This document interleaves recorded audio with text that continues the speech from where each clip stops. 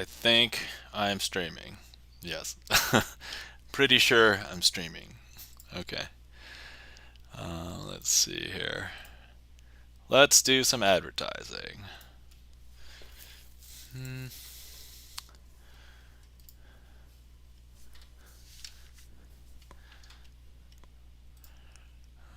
Okay. Here we go.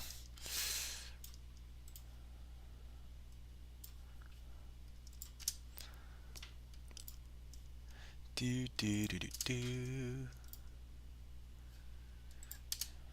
Actually, in my mind, do do do do do do do do do do do do do do do do do do.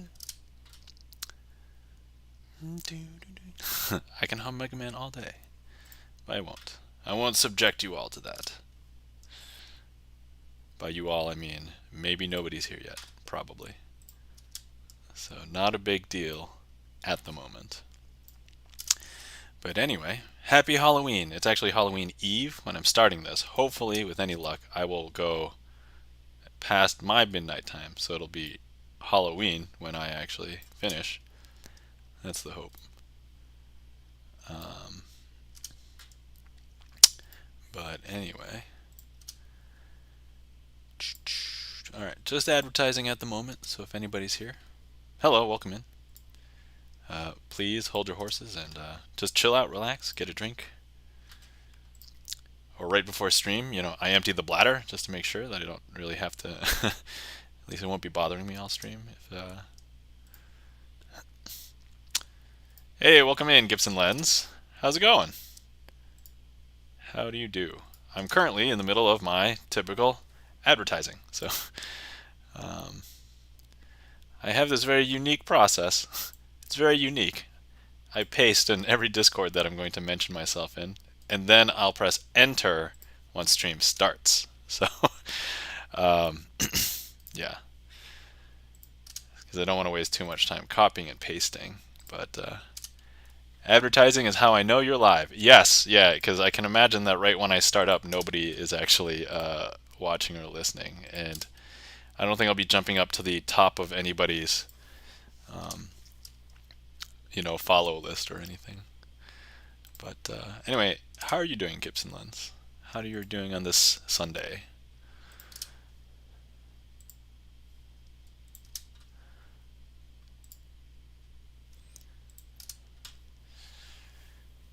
Okay, finished with those, and then one more here. Okay. It was a sleepy day. I can understand that. Yeah, I've been trying to actually go to bed early most nights, and so actually, ever since I've been sick, I've actually been getting good sleep. So even as I got better, with the exception of maybe last night, I stayed up a little late last night. But otherwise, I've been getting a decent amount of sleep, so that's pretty good. Let's see. All right. Well, today we have. Well, I have a few tricks that I want to do because they're kind of Halloween themed, but I think any trick that gets requested tonight, I'm going to try and theme it in a creepy or Halloweeny kind of way. So that's the hope. That's what I would like to do tonight. That, and I've been really slacking off on practicing tricks, and there's this one boss trick that actually will fit in tonight, and I don't want to mess it up, but I did not practice it. So maybe I'll just practice it now really quick. But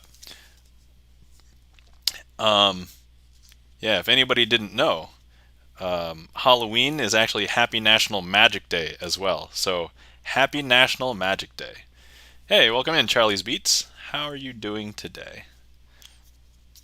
Hopefully you're doing well, but let me know. I just finished advertising, and then right now I'm going to see if I can quickly rehearse a trick that is a boss trick that I don't really want to mess up, but it would be great to do for tonight. So we're going to see how that works. Oh, actually, I should probably open up the trick queue. So if anybody wants to request anything, feel free at the moment. But let's see. In other news, and actually I know Gibson Lens already knows this, but I had quote unquote secretly made a trick for Rob Kovacs, and he finally watched it, and then he showed it to the community yesterday, and I was super proud of it because I incorporated elements from like his stream, and most of them are like kind of audio alerts, so you probably wouldn't really understand like the references in the trick without actually being part of his community, or at least for a little bit. But all right, Charlie's V, you watched it? All right, excellent, great. It was fire. Oh, thank you kindly. That man, that feels good to know that like somebody really enjoyed that, because I was like, all right, so that trick in and of itself exists as a trick where if you haven't seen it, basically it's just the part where you solidify the prediction and then fix it as a magician. But then the end piece was actually not part of the normal trick, so I actually tacked that on to the end of that trick. So yeah, it was the moment of the stream. Yeah, it was pretty cool. I was like, oh man. Also, as I was watching the trick, and I was like, oh, I didn't really think about this, but if actually Rob didn't play it on stream, he would have missed out on an opportunity, because I think people would be self-motivated to give bits during the bit audio sound what I was making. So I was like, oh, that's so that's pretty cool. Um, but yeah, that felt good, and I was very happy with it, and I was very happy with how it went and how everybody enjoyed it and everything. So that was awesome.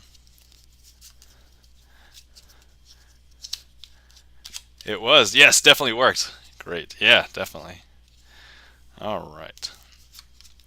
Okay, so at the moment, I'm just partially rehearsing a trick, like down here. So here's the quick preview.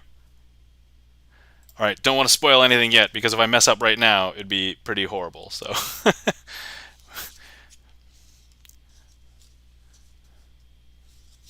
yeah, which people did, except alerts weren't enabled in the YouTube scene. Yes. Oh man, if only they were, then it would have been chef's kiss. But that's okay. That's okay. What can you do, right? I would be like this. Okay.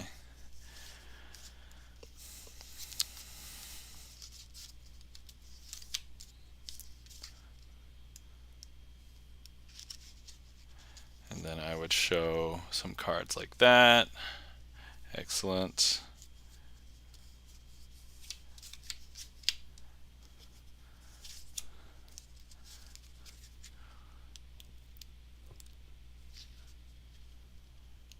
Okay, and then anyway, so feel free to request some tricks, and if nobody requests anything, I'll come up with an opener. Um, and yeah, but at the moment, the queue is open, so feel free to request something, anybody.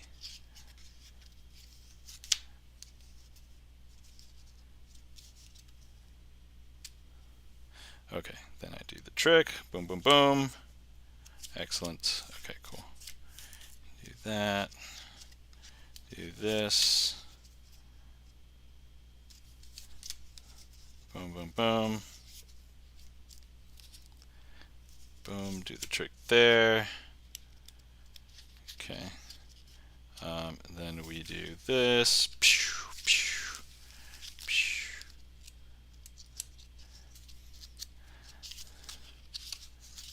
Okay. Then we'll do that. Oh no, don't do that. Okay, then we do this. Okay, cool. Well, good thing I rehearsed this right before. Boom. Okay, and then reveal. All right, okay, I remember how to do this trick. So, okay, everybody. Now we can actually begin with the show. All right, so first things first. Hi, everybody, and my name is Nam, also known as Crazy Asian with 3 N's on Twitch. Also, now known as Nam/Crazy Asian on YouTube, because we were recently able to change our YouTube handles, which the reason why it actually had my real name, my first and last real name, for the longest time was because, oh, hello, welcome in, Jinjin. Yeah, thanks for lurking. Totally appreciate it. So enjoy the lurk. But yeah, I had my real name on my YouTube channel for the longest time because when you registered, they changed it, and then you couldn't change it for the longest time. So now I am Nam/Crazy Asian on YouTube as well. So that's awesome. Anyway, I digress. Where was I going with this? Yeah, so I like to do sleight of hand card magic. I've been practicing since 2019, so a few years now. And I've co-opted a StreamerSonglist to allow people to request tricks. And so if anybody wants to request a trick, you can use your favorite commands for StreamerSonglist or !TL for trick list. And then if you just want to request something but you don't know what to request, because I imagine a lot of people might be in that boat, you can do !random to randomly put a trick into the queue. But for right now, let's start this off with a trick called Play It Straight Triumph.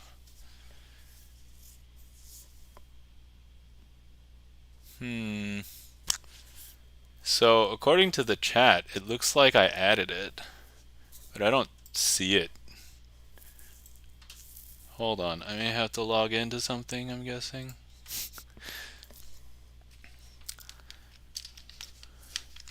Refresh. Am I in here? Okay, so it's actually in there. Hold on. Technical difficulties. StreamerSonglist. Disable, enable. StreamerSonglist. That's weird. I've never had this issue. So the StreamerSonglist looks like it's working on that side, but it's not displaying here, which is weird. Anybody have any ideas? Any musicians in the chat that might be able to help? So it looks like I am logged in. View my Twitch song list. Yeah. Is my song list? Huh.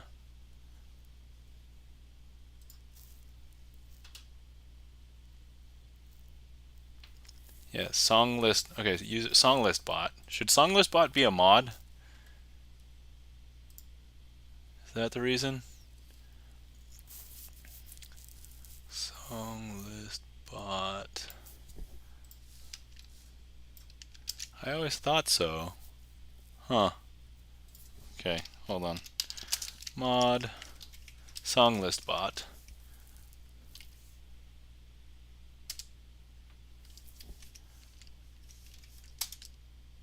Okay.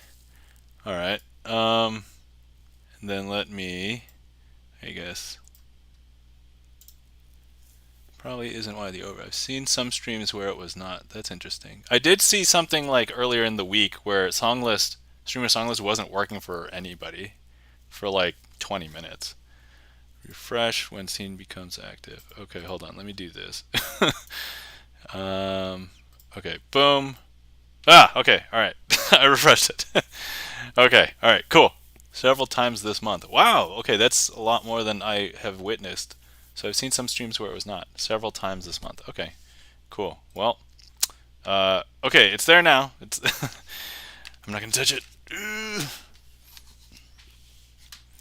Okay, all right, awesome. So we are going to be using a special deck of cards for this trick. And this is a deck called the DMC Alphas, and they're special because they're like my deck of cards that is not a regular deck of cards. But if I show you, there are letters on these. And so what I would like to do, and the two jokers are yes and no. You might have just seen yes and no. Okay, but first things first, what I would like to do is have somebody select a card. And if you haven't been here in the last couple of streams, I actually was able to get heat map to work. And so I can enable the heat map, and we will need one card selected. So if any, hey, welcome in Rob Kovacs. Yes, I'm wearing a Voltron shirt today. So there we are. But let me just go ahead and stop somewhere first. Let's say here. And then to make this as fair as possible, let me just spread a bunch of cards. Let's see. Okay, so why don't you go ahead and just somebody click on one of these cards. So you should be, if you're on a browser, you should be able to click directly on the screen on one of these cards, and it will show the selection, and that'll be the selected card. So we'll start there. But anyway, oh yeah, if we can get a shout out for Charlie's Beats and a shout out for Rob Kovacs, that would be great. That one. Is heat map not working as well? Did anybody try clicking on the screen? I'm not seeing anything. That one. Oh, okay, somebody clicked. All right, great, excellent. Oh, two different people selected the same card. It was meant to be. Okay, so that card is this one. All right, great, excellent. So that is now the selection. Okay. Okay, as fairly as possible, we'll go ahead and select that card. All right. Next, okay, we're going to get. Oh, I don't need the heat map, so I'm just going to clear that at the moment. So let's go ahead and I need to split the deck up into 4 different piles. So they don't have to be exact or perfect, but they can be roughly, about the same size. They can be off by a few cards, not a big deal. Okay, and now what we're going to do is we're going to go ahead and turn these 2 piles face up. And we're going to do something blasphemous, something everybody hates. I'm going to go ahead and shuffle in face up into face down cards. I know. It pains me every time I do this trick. But it must be done. So I'm just going to go ahead and show you that, yeah, they are actually being pushed into each other like that. So, and we're going to go ahead and do that again. Like so. And then one more time. Okay, the agony. But yeah, look, if I show you, some cards face up, some cards face down. And now, this is where I would find your card. Oh, hold on, I might have messed up. Your card's right there. All right, how about this? Let me change up the trick a little bit. And let me find a way to make you tell me what that card is. So let's go ahead and place the deck here. I'm going to summon the crazy Halloween spirits to help me fix this problem. The spirits might be represented by the shadow in my hand. And so, help me out, Halloween spirits. I need an out. Here's the out. Okay. All right, Halloween spirits. Hopefully you have done your work. So now what I'm going to do is listen to the spirits. Hey, spirits, what should I do? Okay. All right, shh. All right, the spirits told me I have to spread the deck now. Spread the deck? Okay, here we go. Let's spread the deck.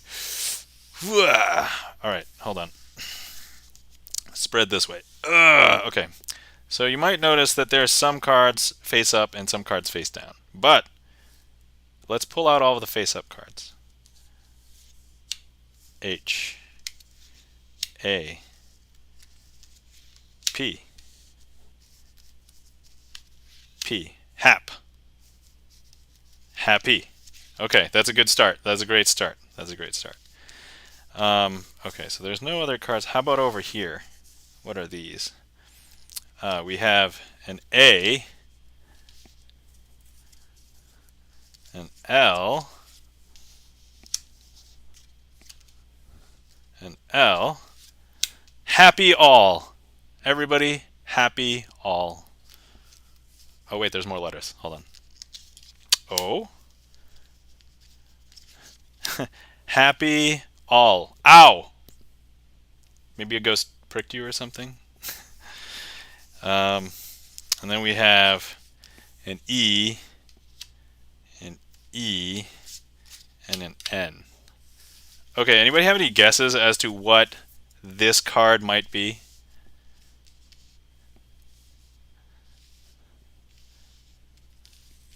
feel free to go ahead and put it in chat if anybody has a guess. And I guess if you're afraid to guess, I can understand. We're talking about ghosts and spirits. Happy all ow to you too. Oh, welcome in, Books, Brews, and Booze. If we can get a shout out for Books, Brews, and Booze. So, yeah, I'm guessing. Charlie's Beat says AZ. Okay. Happy Zalloween. Happy Walloween. All right. If anybody hasn't guessed it yet, happy Halloween. There we go. 7. Charlie's Beat says 7. All right. Awesome. And that was Play It Straight Triumph. Happy Halloween.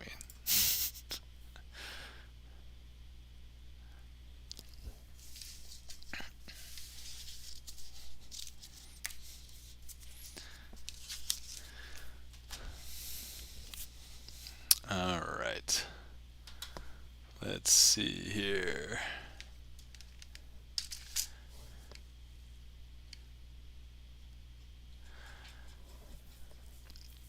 Thank you for the 7, Charlie, and lol, Rob, and I die, Charlie, and the Heatman Pog, Rob.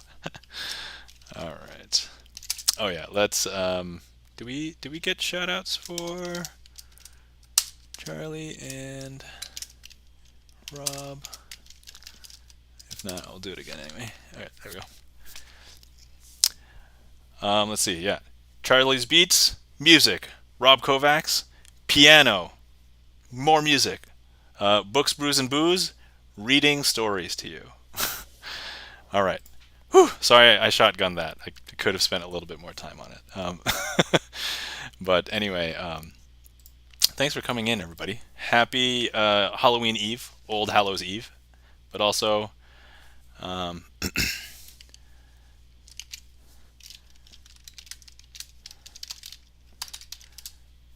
But the queue is open, and if anybody would like to request anything, so I'm going to try and theme every trick that is requested today, if possible, to be in the vein of Halloween. So there's a few that I've set aside that I thought would be pretty good, but you know, I'll interject them throughout stream, so we don't have to have them all at once.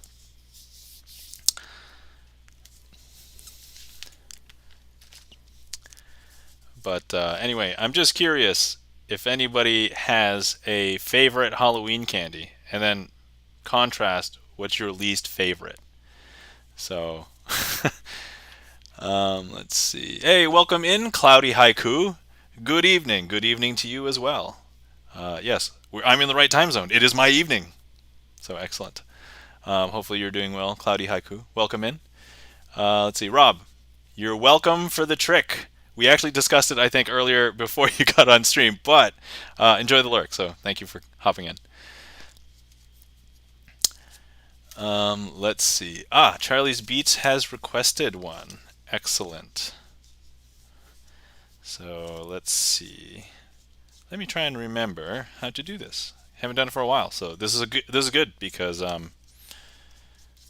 will need to remember how to do this.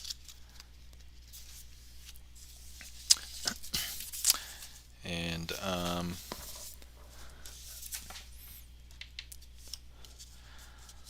let's see.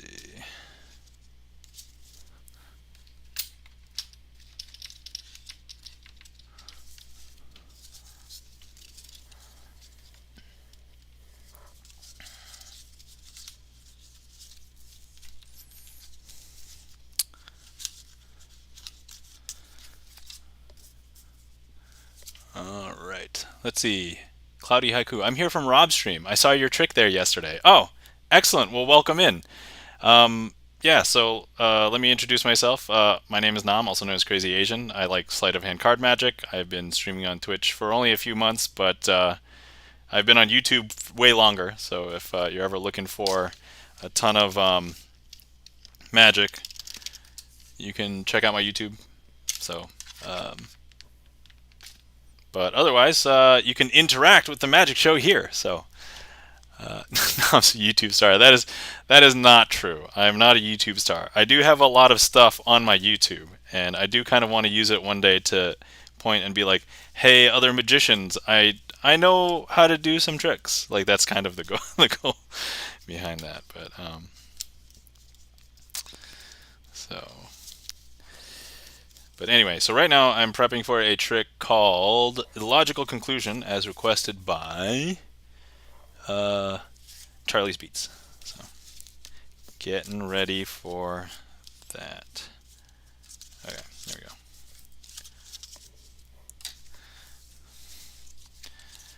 Okay, boom, boom, boom, boom.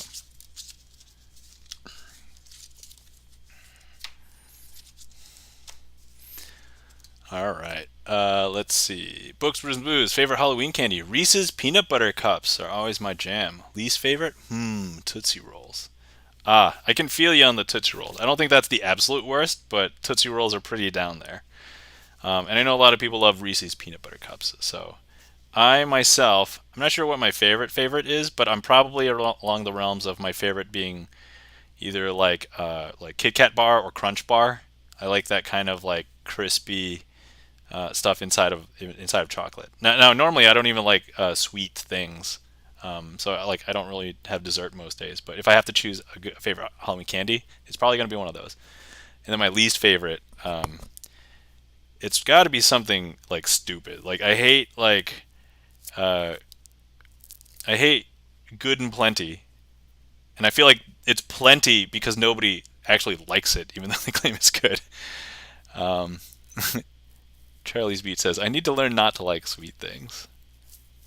Gibson says, I'm not really into sweet these days either. Yeah, I don't know. I don't know if it's something that went away because I grew up or but no. I definitely hate hot tamales as well. Like anything that's kind of in the realm of like that shape and texture is like utterly like I would rather eat candy corn than like Good and Plenty's and hot tamales. Like that's where we're at. Okay. So we have illogical conclusion. All right. First things first. We have two piles of 4 cards apiece. So, all right. So we've got 4 cards over here. I'm not going to show you these 4 cards quite yet. And then these 4 cards I will show you. So these 4 cards are all black spot cards. Okay. And what I want to do is I'm going to slowly swap some cards from this pile to this pile. And then I'm going to count through these cards again. So hopefully you'll be able to see something. But at the end, I want you to tell me out of all 8 cards how many black spot cards there are, red spot cards, black face cards, and red face cards. So if you can just keep that count in your head, that would be great. So the first thing I'm going to do is I'm going to swap 1 card from this pile with 1 card from this pile. And now I'm going to go ahead and count through this pile again. Okay? So I don't know what you saw. I mean, I know exactly what you saw, but black spot cards, great. Okay, keep that count in your head. Next, I'm going to swap 2 cards from this pile with 2 cards from that pile. Okay, 2 cards here. I'll grab 2 cards here. And then once again, we're going to count through all the cards in this pile. Okay, so 1, 2, 3, 4. Excellent, right? Okay. What'd you see? Keep that count in your head. Okay, next, I'm going to go ahead and swap 3 cards from this pile with this pile.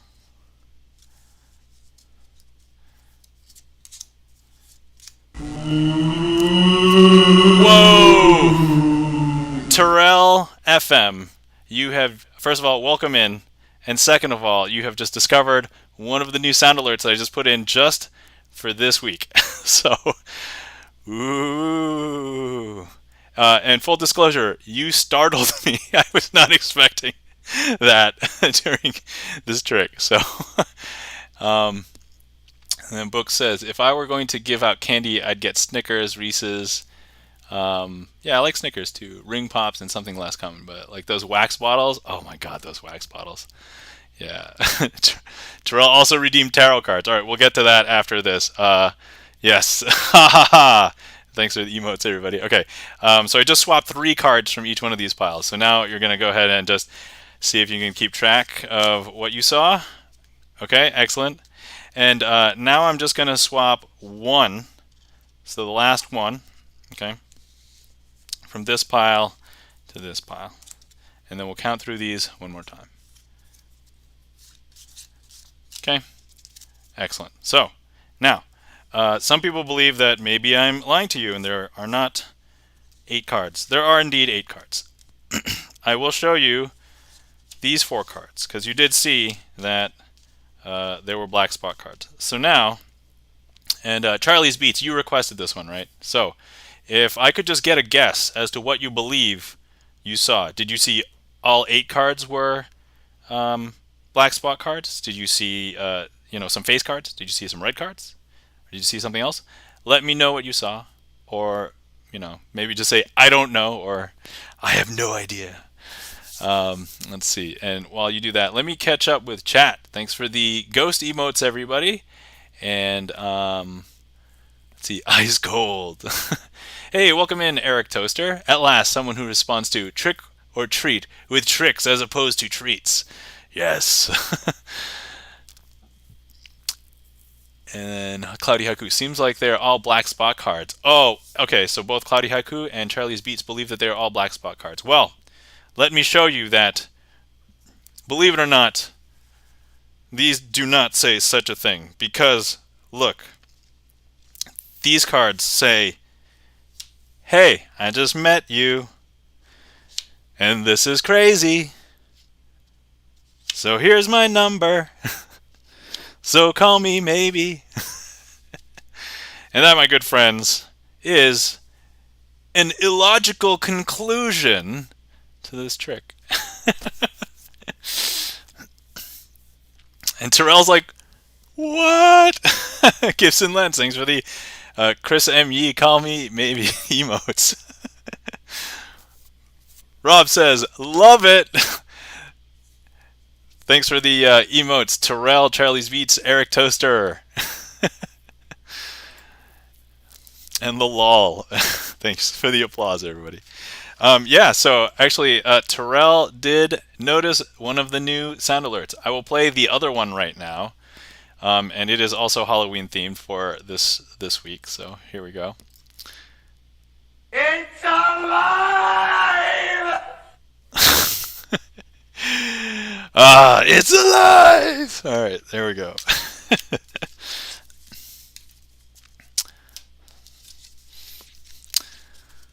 All right, so hopefully you guys enjoyed that illogical conclusion. I figured we were in good company. A lot of people here know about Rob's stream and know about Chris M. Yee's. Oh my God, Rob! Thank you for the bits. Holy crap! Thank you for the 500 bits. Thank you very much. Oh my God, greatly appreciated.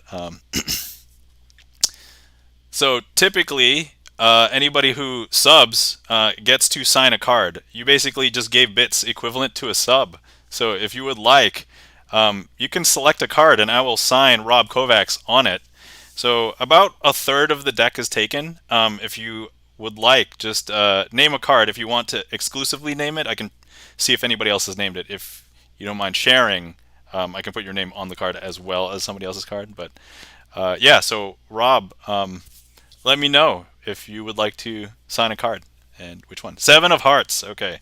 7 of Hearts. Not taken. There you go. All right, so we'll go ahead and put Rob Kovacs on that. Thank you very much for the bits, Rob. Greatly appreciate it.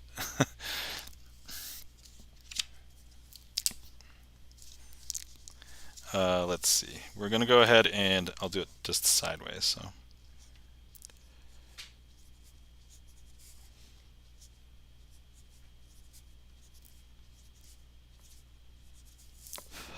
Seven of Hearts. There we go. So now we have 7 of Hearts, signed by Rob Kovacs. Thank you for the 500 bits, Rob. Greatly appreciate it.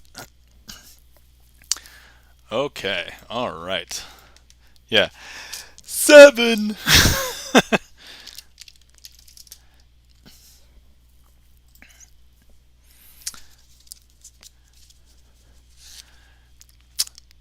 No, Rob. Thank you. 7. All right. So actually, Rob, while you're here, and everybody else who is here as well, so I panicked after the last time I spoke with Rob on Discord because he was like, "Oh yeah, no, I want to see it live," and I was like, "Oh crap!" So I tried to keep the trick up to snuff in my mind. So if you guys want, I will perform the Rob Kovacs trick live right now. Unfortunately, those who have seen it will kind of know all of the surprises and things. But for those of you who have not seen it, or if you just want to see me do it live, we can do it live. So I did change it up a little bit. But anyway, let's go. And also kind of as a thank you for the bits, Rob. So here we go. Don't think I've seen it. Great. Okay. All right. Excellent. It was very limited release. So I let people know in Rob's Friday afternoon listening party in his Discord what the link was, and then I chatted with Rob later that day, and we were like, okay, Rob will show it to the community on Saturday, and so that's what happened last night. And then I dropped the link in his Discord later. So is it still unlisted? So yeah, the video, I intend to leave it unlisted unless you want me to make it public. The thing is, if I make it public, it'll be monetizable and then you might see ads. So as a gift to you, I basically intended on just leaving it unlisted forever. So that way anybody who watches it doesn't have to deal with ads or anything. Unless you're talking about asking for it, like in my trick list, it is based on a real trick, which I can tell you. All right, here we're just gonna do the trick first. We'll go from there. So first things first, we are going to need a card, and this card is going to be my prediction. The thing is, I'm going to use my intuition to try and figure out what card this is. So look, I'm going to go ahead and boom. Okay, so here, I'm feeling really good about this card. So I'm going to place this card here. Now, sometimes when you're in Rob Kovacs' chat, sometimes people might donate like a weird number of bits. Sometimes you might see 111 bits. That's what this represents, 111. And you'll get a yay. So that is one of the sound bites that you might hear. Now, the next thing is we are going to go ahead and try and find 3 other cards, and hopefully that will somehow match the prediction. All right, first things first. Hello, Sagabra, welcome in. So I'm currently doing an unlisted magic trick for Rob Kovacs because I did it yesterday. Well, I had a recording that he showed to his community yesterday. So okay. And then let's see. So what we're going to do is try and find the first one of these cards. So let's go ahead and try and find. Oh my God! I don't know if I've ever received a raid this big ever before. Holy crap! Okay, first of all, I'm just gonna pause here for a second, just so Kim Marie Sky, hello, welcome in, welcome in to everybody from Kim Marie stream. I apologize. I'm at a disadvantage. I don't know if I've ever seen your stream before. So let me go ahead and first of all, I'm going to drop a follow. And Kim Marie, how was your stream? How did it go? And yeah, also let me introduce myself to everybody who is here. Hi, my name is Nam, also known as Crazy Asian with 3 N's on Twitch. And I like to perform sleight of hand card magic. And right now I'm in the middle of a trick. It was actually a custom trick that I made for Rob Kovacs, if you guys are aware of Rob Kovacs. But thank you for the follows, everybody. Oh my God, I don't even know if I can keep up, but let's see. Thank you for following. Musician at Home, Huge Arg, DNLLDL, Marty Davs, Rob CS 2002. Thank you for all the follows, everybody. Holy crap. Whew. So also, I realized I need to wait until all the emotes stop because otherwise nobody's going to be able to see anything because it's covering all the cards. I didn't catch we were raiding. I just woke up. Well, welcome in. Gate Netter. Hello. So yeah, so my claim to fame currently is I'm one of the few magicians that stream on Twitch, and I've co-opted a StreamerSonglist to allow users or allow viewers to select the tricks that I do. If you want to request something but you don't know what to request, you can type in !random, and that'll randomly put one of the tricks in the queue. There is one thing on my trick list that is not magic, but everything else is sleight of hand card magic. So, hello. All right. Okay. Cool. So, let's see. We were currently in the middle of performing a trick. I have gone through the deck and made a prediction. This is a prediction. Nobody got a chance to look at it yet. And as part of this prediction, I'm going to try and find 3 other cards that will hopefully mix with this. Okay, so that's kind of where we are. And I had stopped here, and we were going to take a look at this card to see if it would work. So, and if anybody's familiar with Rob Kovac's community, there's some references to his community here. So look, this is a 7, and so we're going to go ahead and place that right here. Now, we're going to try and find another card, and we're going to place it here. And let's see, what we have now is another 7. So we're going to go ahead and place that here. And so let's go ahead and try and capture one more thing. And we've got another 7 right there, right? Okay, great. Now, in order for this prediction to be correct, it appears as though we need this to be a 7. So why don't I go ahead and look at this prediction now. Would you not be impressed if this was a 7? Okay, this is an 8. I know, I rehearsed this, I practiced this. But hold on, wait. I'm a magician. Hold on. We got this.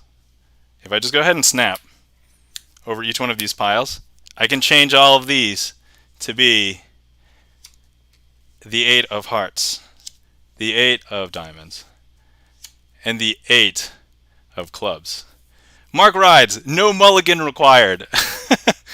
So, yeah. But since this was a trick for Rob Kovacs, also known as 88-bit, there was actually something really interesting and strange and weird with this, because if I go ahead and I just crush all of these 8s together, like so, these 4 cards have now become 2 cards. And if anybody didn't know, in order to get 88 on one card, you need to take 2 8s to put them together. And that's why these 2 cards are now 88-bit. Holy crap. Thanks for all the follows, everybody. Thank you for the follows. Hung on Twitch. Most for 8. Aphonic Strings. Witch Hannah, Soma Holidays, and Magenta Orca. Thank you kindly. Thank you very much. Greatly appreciated. All right, hopefully you guys enjoyed that trick. So that was a live performance of a trick that I did create for Rob Kovacs specifically. And thank you for the follow, Lucky Spices. Okay, chat has scrolled way faster than I'm ever used to. So let me just go back for a second and just get to some of these while I take a swig of a drink. And anyway, welcome in everybody who's here, everyone who's new. I did also see the redeem for tarot cards. So if I will go ahead and do that, hopefully with one of these next. I don't think I'll be able to do it with Traveling Man. We could probably do it with 2-card Monty or the Invisible Palm. So we'll use tarot cards for one of those. Hey, welcome in, Savinius. 7. Let's see. Ooh, nice. Wow, so good. All right, thanks for the emotes, everybody. Thank you for the claps. Thank you for the emotes. Dude, so cool. Thank you. All right, you're welcome, Rob. My pleasure. All right, I do see that we have a bunch of requests in the chat. So let's see. All right. Let's see. Oh, and Blood Rain says, love the Voltron shirt, bro. Well, you're welcome. I like it too. Hence why I'm wearing it. But yes, I am a child of Voltron. I mean, I wasn't born from Voltron. You get what I mean. Okay, all right. First things first. Traveling Man. I've got to set up for this. I do require some cards to set up. This will take me a second. I cannot use tarot cards for this. I think it will ruin, so we're going to have to delay the tarot card redeem for a trick or two, but we will get there.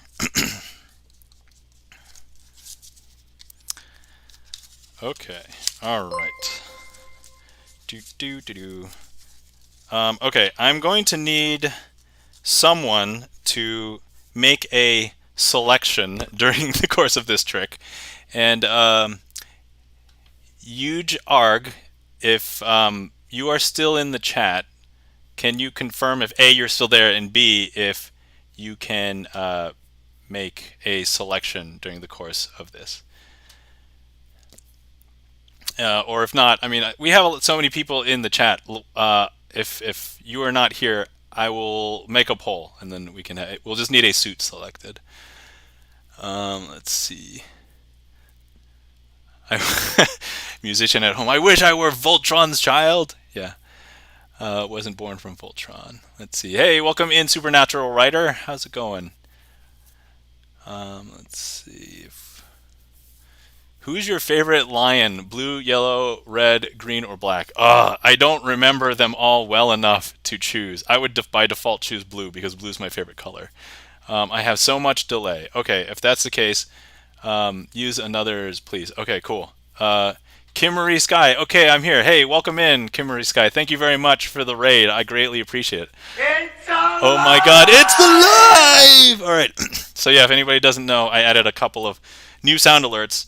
Anybody who's just here for the first time, I only have 5 sound alerts, but, well, 5 channel point sound alerts. But yeah, there's 2 just for Halloween. That one and the one at 31 channel points. So, okay, all right. Now, all right, let me set up a... Oh, thank you for the claps, Sargo Bra. Okay, let me quickly set up a poll just so that when it gets to the point for everybody to choose, we can have a bunch of people in chat vote for the one that they want. So let's go ahead and let's see, manage poll. Okay, new poll. All right. This is spades, hearts, clubs, diamonds. Okay. All right. We'll make that a 2-minute. Okay. All right. Okay. So here we go. We're going to be performing the Traveling Man. So we have 2 piles of 4 cards each. And as you can see, they are all of the same color. And I will let you know that they are all for kings from 2 different decks. So first things first, what I would like to do is show you that they are in the same order for each side. Some of these are signed because whenever anybody subscribes, I let them sign a card from the Twitch deck. So, but we have clubs, diamonds, spades, and hearts. Let me go ahead and kick off that poll. We're going to need one of these to be selected. Okay, so I think the poll has started, and feel free to vote. So the suit that is going to be selected is the one that's going to be traveling magically from one pile to the other pile. So we'll just go ahead and let that poll go down, and I think I made it 2 minutes. So, but in the interim, yeah, if anybody has any questions, feel free to ask. I've been performing sleight of hand magic. Well, I've been studying sleight of hand magic since 2019, so 3 years, and then I've been performing for like 2.5 years because I didn't, I don't perform right away. I was like, I wanted to learn some stuff, but tell us a dad joke. I guess that would require me somebody redeeming a dad joke because that's 250 channel points. Or did somebody redeem that and I missed that? But in the interim, I can. It was redeemed. Oh, okay, great, excellent. So let me see which dad joke would be best. Long story short, I'm currently mentally not with it. I'm actually kind of overwhelmed. There's so many people who rated in. So thank you for coming in, everybody. And so I just have to pull up something that will jog my memory as to some quote unquote bad dad jokes. All right, here we go.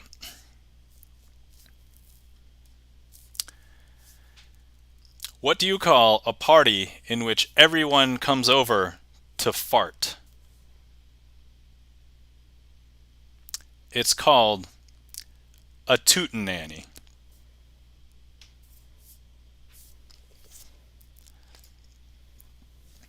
I know, I know. Very dad-like joke. FYI, genuine dad, relatively new. I have a 15-month-old, so, it's relatively new. All right, we have diamonds as being the one. Okay, so I just want everybody to remember that the diamonds is the one that is going to be traveling from pile to pile. So first things first, I just want everybody to remember that it is the third one from the top in each of the piles. Okay, so just remember that. So we're going to go ahead and just close that up and flip them over.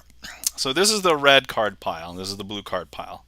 Now all we need to do to have them transfer from one side to the other is magically snap. Now, whether you believe that or not, because it's Halloween, what happened was the ghostly spirit of the King of Diamonds of red went over to the blue side. And the hello ghostly spirit from the blue pile went to the red pile. If you don't believe me, here, just watch.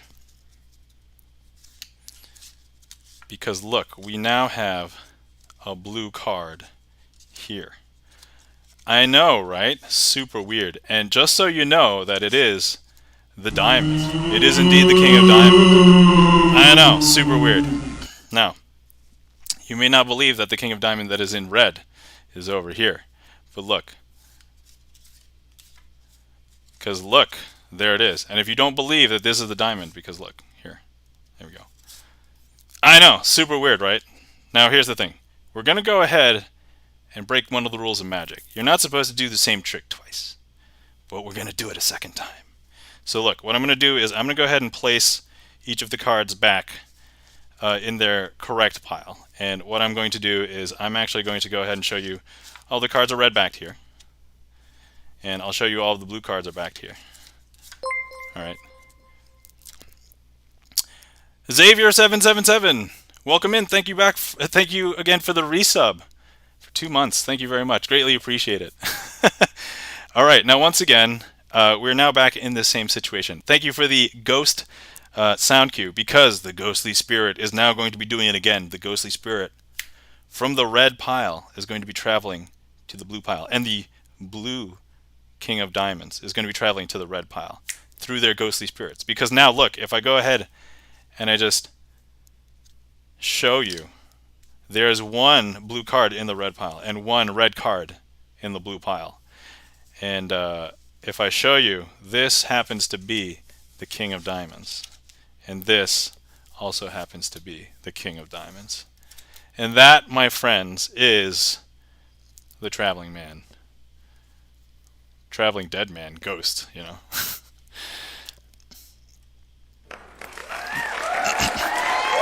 Thank you for the applause, Terrell. Thank you very much. Thank you for the request. Huge arg. Thank you very much. Greatly appreciate it. Okay, let's see here. Let's see. 2-card Monty or Invisible Palm. Okay. I know that we still have a tarot thing. I'm going to do the tarot redeem on Invisible Palm. Okay, but for 2-card Monty, I'm just going to use a regular deck for the moment. Sorry that's taking a while to get there, but we're going to get there. So.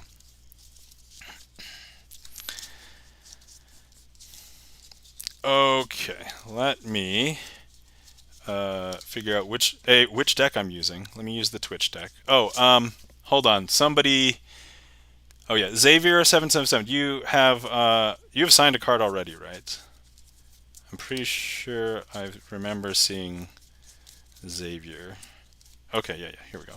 You know what? We can start with that. Let's start.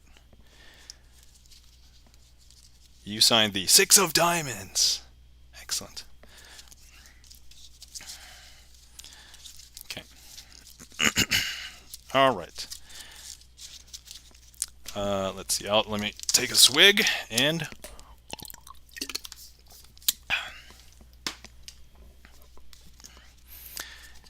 also bring the box into play because the box is just going to help me help use this as a platform. Okay, cool. All right, here we go. This is 2-card Monty, as made famous by David Blaine, and we're going to start with the 2 red 6s. The 6 of Hearts and the 6 of Diamonds, which is signed by Xavier CL777. If anybody would like, anybody who subscribes or donates 500 bits or more, you get to sign a card in the Twitch deck. So let me know. And also, if anybody has done that and I missed it, please let me know. Okay, cool. So first things first, this is not so much a trick as it is a game. Now, normally if you were here, I would have you hold your fingers out like this so that I can have you hold the cards. Since you are not physically here, I'm going to go ahead and use this box as a platform. Okay, so first things first, if you were here, you would be holding the cards yourself like so. Now, you saw that these were the 2 red 6s, right? So what we have here, if this is the 6 of Hearts, you are holding on to the 6 of Diamonds, right? Great. So now here's the thing. If I show you how this is done, what magicians will sometimes do is they slide the card into your fingers, line it up perfectly, and then pull the other one out with the other 2 fingers. So now if I have the 6 of Diamonds, you have the, I think a lot of people would say, 6 of Hearts. And so now I'm going to go ahead and do the swap for real, and let me just apply some pressure so it's kind of realistic. Okay, ready? I would do it once. So look, I swapped it. But wait, I swapped it again. Okay, but now I'm going to place it there. So important question. Ones in chat, if you would be impressed if the top card is the diamond and the bottom card is the heart. 2s in chat, if you would be impressed if the heart was on the top and the diamond was on the bottom. 3s in chat, if that would not be impressive, I totally just forgot which card was where. So feel free to go ahead and just put 1s, 2s, or 3s in chat and let me know what you think. Okay, so yeah, a lot of people are like 3s. Ann Cake says 4. All right, excellent. So, okay, all right, very well then. I'm going to have to do something way more impressive. If I go ahead and I snap, would you believe that these are no longer the red 6s, but these are actually the King of Spades and the King of Clubs? And that, my friends, is why you don't play any game of Monty with anybody on the street. 2-card Monty, 3-card Monty, 4-card Monty. You don't play any.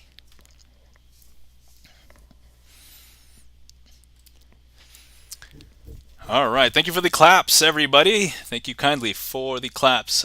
Marty Davsey. I almost wanted to say Davis there, but it definitely says Davsey. And Blood Rain 420. And thank you for the lulls, Aphonic Strings, and Ann Keg. I said it already. Thank you for the claps. Musician at Home and Cool from Witch Hannah. Thank you for the claps, Gibson, Lens, and huge Arg. Thank you very much. Okay. All right. Whew. Okay. We are, well, first of all, there's a lot of tricks in the queue, but we are trucking, so let's go. Next, we have the Invisible Palm. Okay, I know that we had a tarot card redeem, so we are going to be doing the tarot card redeem. So if anybody doesn't know, if you've looked in my channel point redemptions, there are things that will say other types of cards. So for example, tarot cards, Uno cards, Magic the Gathering cards. I will do a magic trick with those types of cards, with those redeems. So thank you very much for the applause, Terrell. And also there's a Super Size Me, which is also just a bigger deck of cards. So I'll show you the difference. Do I have one handy right here? It's just a bigger deck of cards. So, oh my God, thank you for following Ann Keg.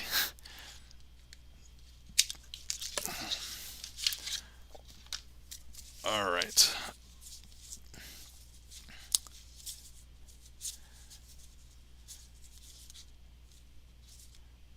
Okay. So what I have here is, and let me just show you the tarot deck that we'll be using. The trick doesn't require quite necessarily the whole deck, so just use a portion of the deck. But, okay, so I'll be performing a trick called the Invisible Palm with a tarot deck called the Steampunk Tarot Deck. And so what the cards typically look like, these are the cards that would normally equate, I guess it doesn't quite show you all the pictures there, but all of these cards equate to the cards in a regular deck. So at the bottom, this one is 2 of Pentacles. So this would equate to a 2, and then Pentacles would be one of the suits. This one is the 3 of Cups, and so on. So that's what all of these cards are. All of the images are 100% unique and different. And then these cards are the 21, I think, main arcana. So if you're familiar with tarot decks, these are tarot decks. Now, holding this entire thing is gigantic, so I'm probably just going to use, you know, the cards that probably equate to a regular deck at the moment. So,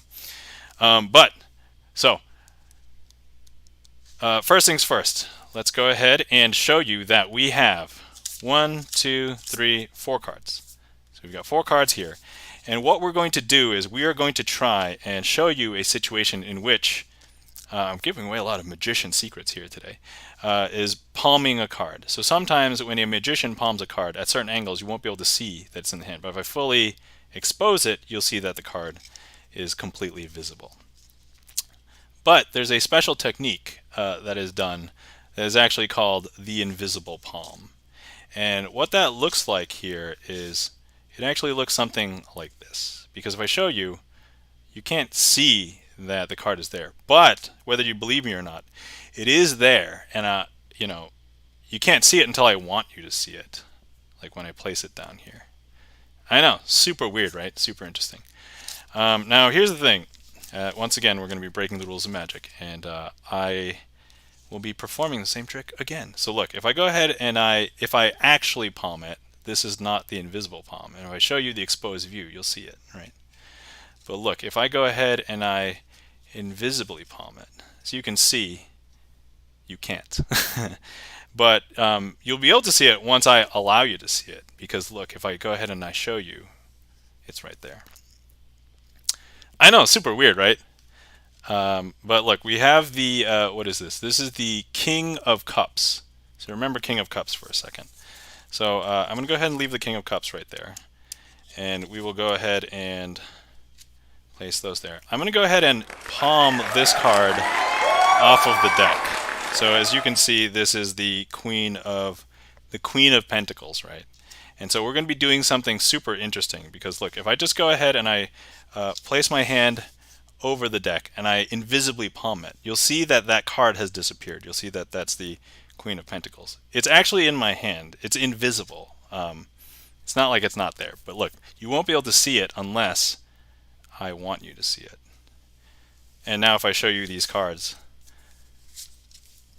this is indeed the King of Cups.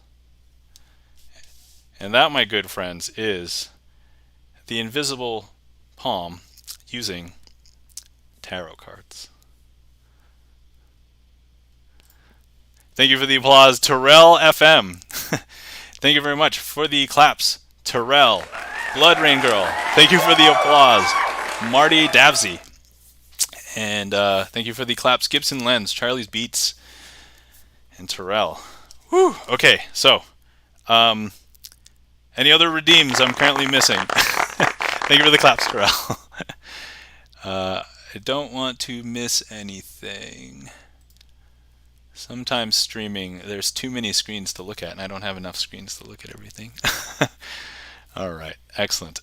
Cool, thank you for the claps, everybody. Thank you for the claps. Witch Hannah, musician at home, and DNLLDL, I think that's what those letters are. Donald, I don't know. If there's a more appropriate pronunciation of that username, let me know. Okay, whew. That is actually the first time I performed that trick with a tarot deck. So thank you very much for requesting that trick, Sarga Bra. And then also thank you to, I forget who it was that did the redeem. Because I think it was before the raid. So I'm sorry. All right. Okay, all right, excellent. So let me mark that as done, and then I'm going to be hydrating for a second. So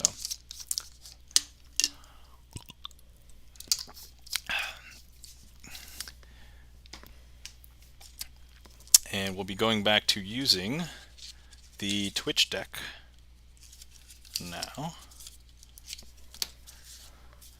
And I'm going to have to pull out some cards for this one, so hang tight. Whoa! Thank you for the bits, Donald. Holy crap. That was actually the first time anybody has actually donated bits for a sound alert, so thank you very much. That was, if anybody didn't recognize, that is the Metal Gear Solid. So I was like, FYI, that startled me. I was like definitely not expecting, and then, oh my god! So thank you for the bits. Thank you for the sound alert. Greatly appreciated.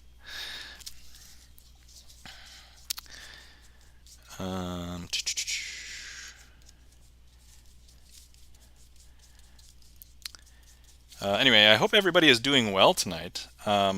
So something interesting that I have learned recently about, well, the article probably came up because it was Halloween time, but I would assume that this has come up in the past as a thing, but I did not realize that there are human vampire communities that actually exist.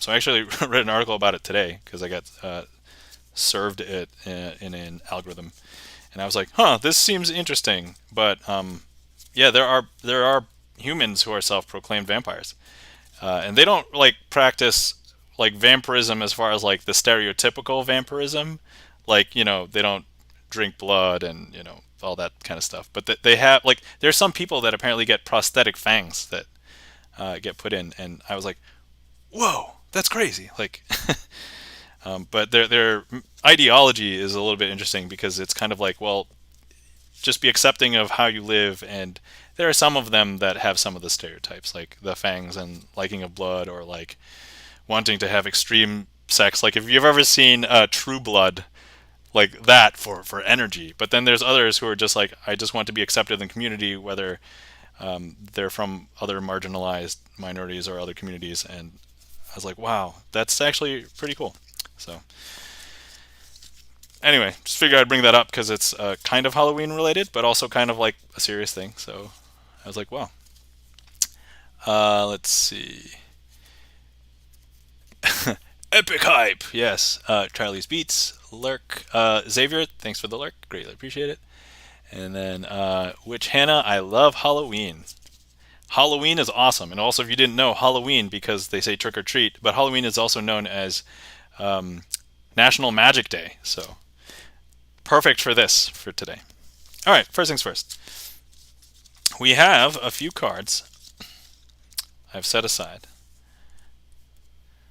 Let's begin for the Devil's Elevator as requested by Mark Rides. Charlie's Beats. Convenient! Yes, I know, right? Okay, so first things first. I have the 2, 3, 4, and 5 of diamonds over here. You'll see the convenience of why these are ascending in a little bit. But we have some black 9s and 6s. And the reason why I like to use 6s and 9s, aside from the obvious internet meme, is that because it's called the Devil's Elevator, at certain angles, this might look like 666. So that's basically the only other reason. But what we're going to do is I'll place the 6s and 9s over there. And what I want to do is I'm going to go ahead and place the other cards over here. So we're going to go ahead and place the 5 there. And then we're going to go ahead and place the 4 here. And then we're going to go ahead and place the 3 over here. And we're going to put the 2 on the top of this pile. Now, the reason why I had them be 2, 3, 4, and 5 is that we have 5 cards here. Each one of these cards represents how deep you are in hell, because this will be the first level of hell. This is the second level, the third, fourth, and the fifth. And I'm going to go ahead and take the 2 and place it in the second level of hell. 1, 2, 3, 4, 5. Now, for those of you who have never heard of the Devil's Elevator, there are usually secret maintenance elevators in all sorts of buildings and businesses and things. And hell is no different. You think that it's actually a place that you go after you die. No, it's a business. So they have the maintenance elevator. But if you didn't know, if you know the secrets to the maintenance elevator, you can get into the elevator 2 levels of hell down. And the easiest way to get out is if you're on the first level. So if you find the Devil's Elevator, you get in, you see the elevator buttons. See how these kind of look like buttons? You've got to press the up elevator button. And then ding! If you don't say ding, it's not going to work. So believe it or not, that 2 has now come up to the top. I know, super weird, right? Hutch MD, welcome in, and thanks for the ding. So now we've got the 3 of diamonds. So let's go ahead and place that in the third level of hell.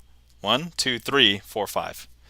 And what we're going to do is enter the elevator. And you see the elevator buttons. Let's go ahead and press the elevator button up. Ding! If you don't say ding, it doesn't work. But look, the 3 has actually come up to the top. I know, super weird, right? Now at this point, some people believe that, maybe some of the red diamonds have been in here the whole time. But no. If I show you, these are actually all of the black spot cards, the 6s and 9s. But look, if I go ahead and I grab the 4, and I place the 4 here in the 4th level of hell. 1, 2, 3, 4, 5. If we close that up, and we enter the elevator, you see the elevator buttons. Ding! Believe it or not, that 4 has actually come up to the top level, and this is the easiest level to escape hell from. So there we go. There's the 4. Hey, we got some more dings. Thank you for the dings. Hutch and Mark Ride. Some people think that I have more than 4 cards here, but no, these are the same 4 cards that we've been using the whole time. But look, if I go ahead and I place the 5 in the 5th level of hell, like so, as cleanly and fairly as I can. All right, we're just going to square that up. And you see the elevator buttons. I'm going to press the up elevator button. Ding! Believe it or not, that 5 has come from the bottom all the way up to the top. And that, my friends, is how you escape hell using the Devil's Elevator.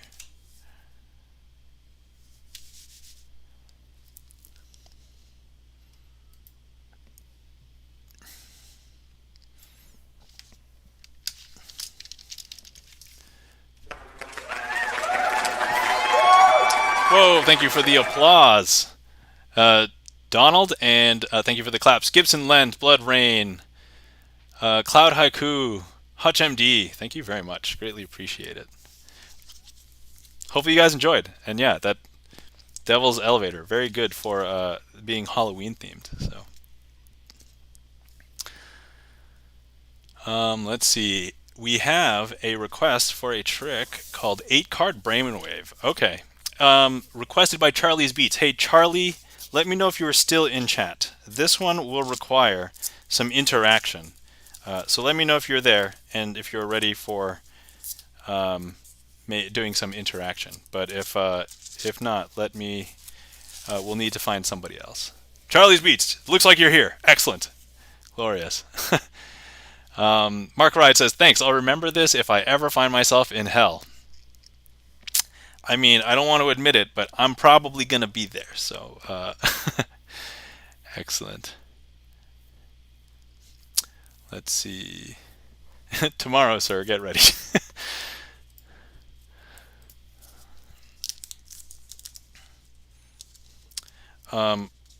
Let's see. Also, Charlie, did you just subscribe recently? If you did, we'll have you sign a card after this. I don't believe you've signed a card, so we'll get to that after doing this trick. If you're if you want to sign a card, let me know. Okay.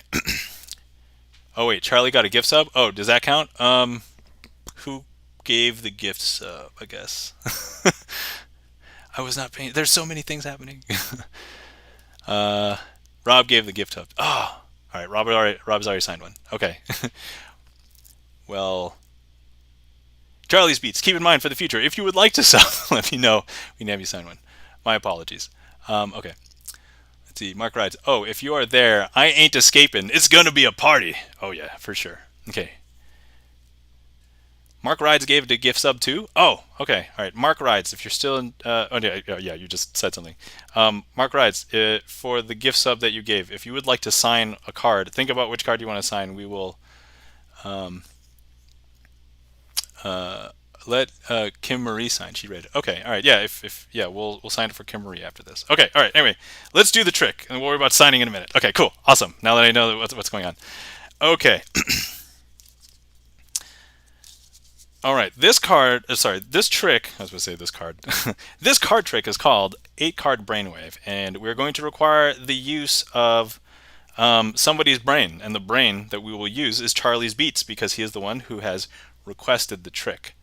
Now, I don't want you to think that I'm reading minds or anything.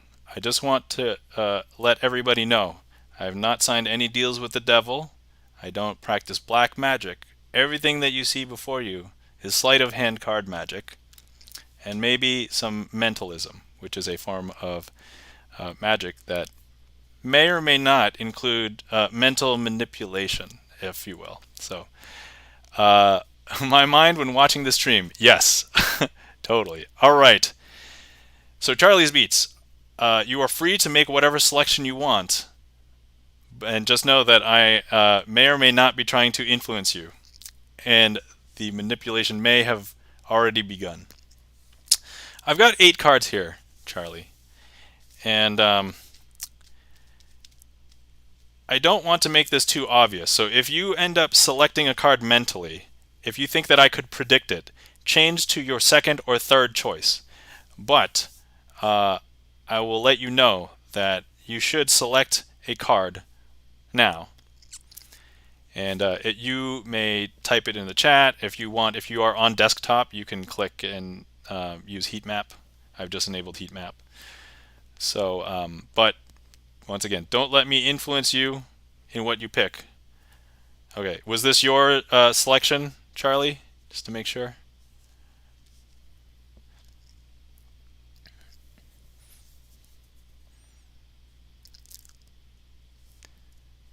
And also, last chance, if you would like to change your mind. So, okay, yes for this is actually the selection from Charlie. Would you like to change your mind? And let's see. I know that everybody can only have one heat map, so this is somebody else's. No, okay, all right. So, sorry, somebody else. We'll have to have you select a card another time for whoever that was. Okay, so you have selected the Joker. Now, would you believe that I knew that you were going to select the Joker, Charlie, even after offering you a chance to change your mind? Because whether you believe it or not, I knew. And there's a way that I will prove it, because uh, Charlie's Beats, of course, of course. You've been here. You've seen me do some tricks before. You saw the trick yesterday. All right, cool. So look, if I show you, these cards are all red back cards. However, there's a card here that I've not shown you the color of its back, and it happens to be blue. Charlie's Beats, I believe we just had brainwaves meld. Don't lose any sleep over it.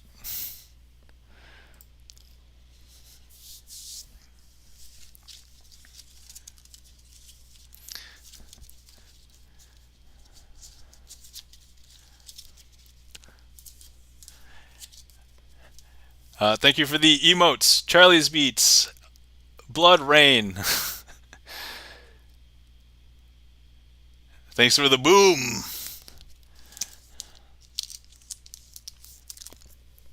And that, my friends, is 8-card Brainwave. Don't lose any sleep over it. As I said, sleight of hand magic and mentalism.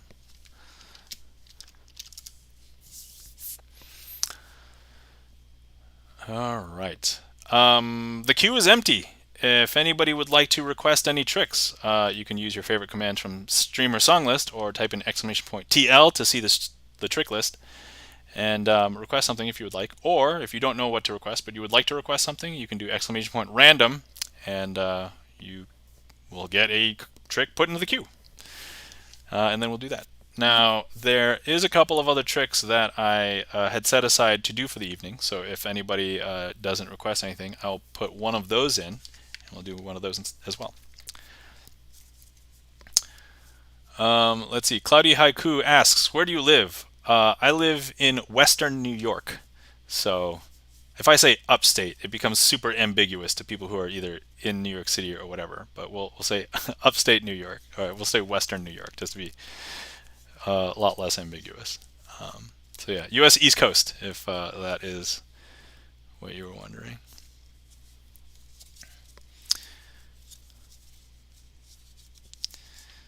Okay, so let's see here. I'm going to place, and one of the tricks that I would like to do, because this is a decently Halloween themed one. Oh, vampire card trick. Oh, that's another one that I also wanted to do, because that would be a great Halloween one as well. So you know what, I'll do that, and then if there aren't any tricks in the queue after that, we'll do another one. Okay, Mark Rides. Oh, actually, yeah, while we're here, so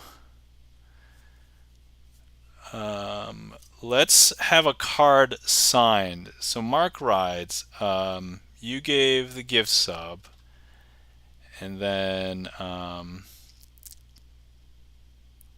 so Kim Marie Sky, which card, actually let's do this.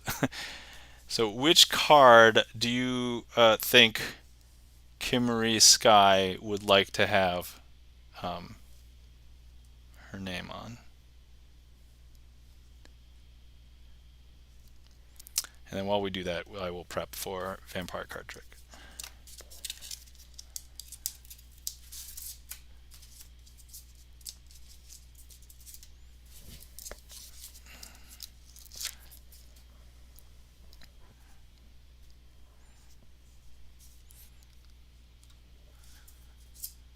And in the meantime, I will also take a swig.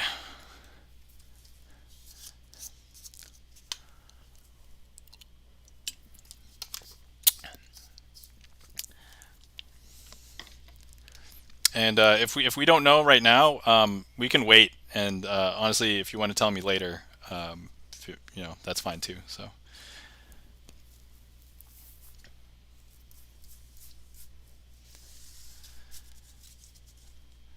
All right. Yeah. We'll. So yeah. Once we figure out which card we'll want to sign, let me know, and we'll sign it then.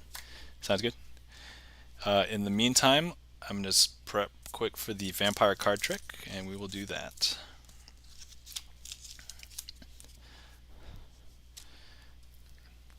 Okay, I'm prepped. I'm prepped. I'm prepped, guys. Okay. All right. So this is called the vampire card trick. You may or may not have seen a trick like this before. If you've been on my channel before, you've probably seen it. I mean, I don't have that many tricks. Bexar has 5 letters and has hearts. I'm thinking 5 of hearts. Let me see here. For the record, the 5 of hearts has not been signed, so if we end up confirming that later, that is free and empty. There's no rules against double signing, but if you want to be on a card by yourself, that's the only thing. So, all right, so we'll get there. Anyway, this is the vampire card trick. Yeah, if you've been on my stream before, you may have seen this. You know, I don't have so many tricks. I think there's only like 50 tricks on my trick list, but this is one of the ones that when I first saw, I was like, wow, that seems super magical, because at the time I was like, how do I do this? And then I learned how to do it, and I was like, this is cool. So anyway, this works out well because vampires are mentioned a lot during Halloween time. So we've got a pack of 4 cards here. We've got the Ace of Hearts. Sorry. Yeah, Ace of Hearts. We've got the 2 of Hearts. We've got the 3 of Hearts, and then the King of Spades. King of Spades is going to act as our vampire. Now, the Ace 2 and the 3, they are sequenced like that because the Ace is going to be the first victim of our vampire. In this case, these are stereotypical Halloween vampires, not those human vampires that we talked about, because they don't really drink blood. Not all of them, not necessarily. Anyway, but that's all of the time that this vampire took, because now if I show you, here's the 3, here's the 2, here's our vampire. But look, all of the blood has been completely sucked out of the Ace. Completely. I know, super weird, right? Super weird. Look, now we have 2 other victims. One of which, the second one is going to be represented by the 2 of Hearts. We've got the 3 of Hearts, and then we have our vampire. And so what we're going to do is give that vampire just a little bit of time, because that's all the time that the vampire needs. Because look, we still have our 3, and we still have our vampire. But look, the 2 has had the blood completely sucked out of it. Both sides. I know, super weird, right? And now we have just 1 victim left. 1 victim, and of course our vampire. And all it takes is just a second. And this time you saw the vampire in full view, but you didn't really quite see what happened to the 3rd victim, because look. I know, super strange. Now, here's the interesting thing. We live in a modern day society, and so if 3 people go missing, like, people are gonna know. This vampire is not stupid, right? So what's gonna happen is this vampire knows that he needs to get out of town. He needs to make himself disappear. And so when the sun rises in the morning, you will not be able to see where the vampire went at all. And that, my friends, is the vampire card trick.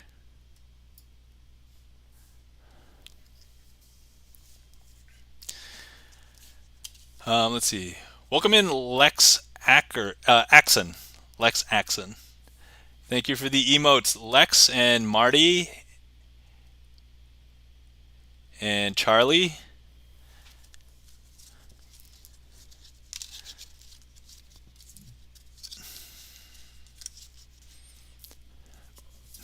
Blood Rain says, WTF, you blew my mind on that one. My apologies. If you collect all of the pieces, shove them back in your head before the zombies come, you might be able to keep it all.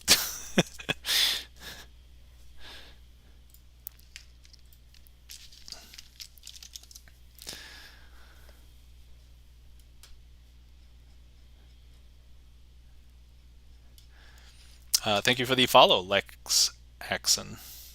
I want to say Lex Ackerson for some reason, but it definitely says Lex Axon.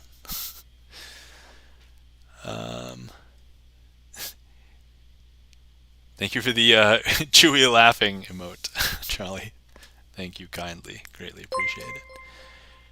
Oh my God, Mark Rides, you are gifting 10 subs. Holy crap, Mark Rides.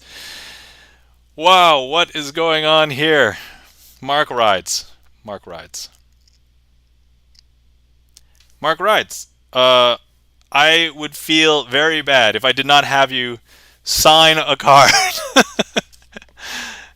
Ooh, you hit Halithorn. Oh yeah, excellent. Yeah, thank you for the gift sub to Wabi Subiko, Sakabra, EnderZX, HutchMD, Taladar, the Astro Creep, Halithorn, Nico, M Boogers, and Cryocorpse. If you just got that, enjoy the ad-free viewing. I don't even know if ads run on my channel because I don't have a schedule, but I have like a few. I have 3 legitimately unique emotes. But importantly, you collect channel points at a high rate. I'd like to think I have some decent channel point redeems for being a relatively new streamer. But oh my God, thank you so much, Mark Rides. Mark Rides, if you had to sign a card, please tell me which card you would like to sign.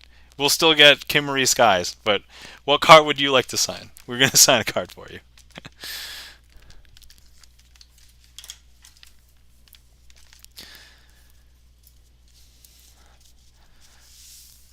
And yeah, about a third of these are signed. So if I pull it out and it's already signed, you can pick a different one if you want. If you want to be on your own, if you want to share it with somebody else, that's fine too. There's no rules against that. But 7 diamonds. Okay, 7 of diamonds. It has been signed. Do you want to share or get your own unique one?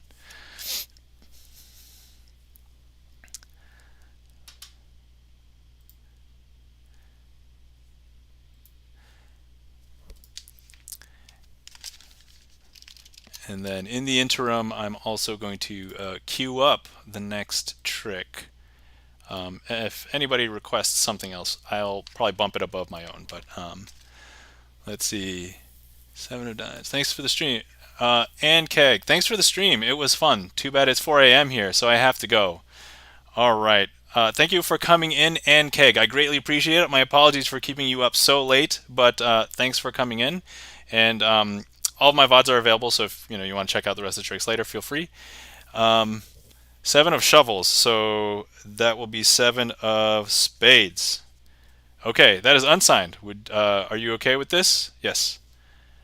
Yeah, I understand if you don't know what the suits are called, especially if you're like international. Like I know not everybody is an English speaker here, so that's fine. Okay, 7 of spades, excellent. So we will sign that for Mark Rides.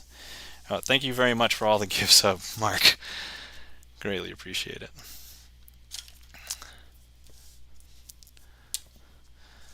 All right, Mark Rides. Mark with a C. Okay, important. I don't want to mess that up. That'd be very embarrassing. And Rides.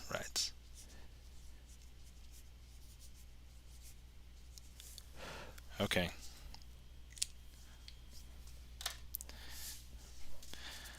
All right. So actually, let's do a trick then with Mark Rides' card now that he has signed it. Actually, this will work out okay with this. Oh, I do need some other cards though.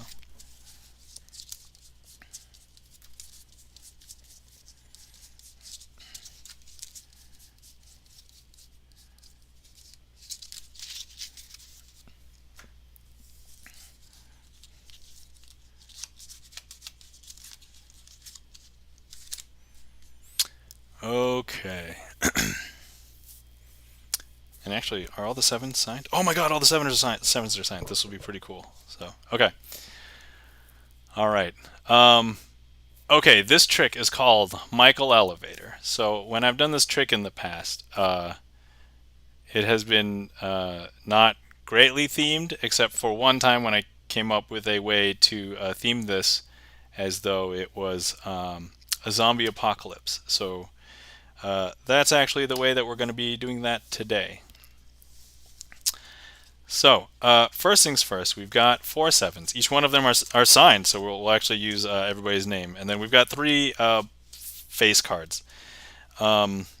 So, all right, this is what we're going to do. I'm going to go ahead and place the 3 black face cards over here. And then I'm going to go ahead and place the 7s over here. Now, each one of these 7s, as I said, has been signed by somebody. And these are people who are in different apartment buildings during the zombie apocalypse. And so our zombies, we've got our zombies over here. And so what we're going to do is have our black face cards, these zombies, they're going to descend on the first apartment building, like so. Now, you would think that, this would overwhelm the apartment building, but this apartment building happened to have Scalesers escaping, because Scalesers is very resourceful and was able to get away from all of the zombies.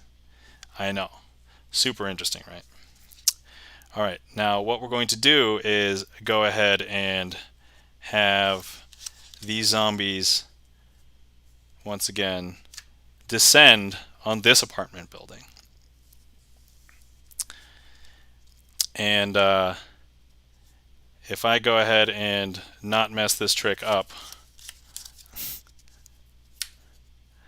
believe it or not, that's going to go ahead and show that Mark Rides was able to get out of the apartment building situation. I know, super interesting, right? Now, what we have here is a situation in which we are going to be placing, hey, welcome in, Sarcasm and Shots. Maybe the zombies are starting to get antsy, and instead of descending on the apartment building, they want to surround the person that's in this apartment building. I know, right? Super weird. But look, all I have to do is show you that Rob Kovacs was able to get out of that apartment building, because once again, he was able to play the music to basically lull all the zombies away. And now the zombies have decided, man, their strategy wasn't working, so they're just going to descend on this one. Now, what a lot of these zombies don't realize is that Axeman Rock is actually a pilot, and that at the top of the apartment building, the helicopter is going to lift off and then fly over all of the survivors and actually pull each and every one of the survivors into the helicopter. Because look, we have Axeman Rock, Scalesers, Rob Kovacs, Rob Kovacs, and of course Mark Rides, and all of the zombies are left in the dust over here. And that, my friends, is Michael Elevator, themed as Zombie Apocalypse, starring Mark Rides.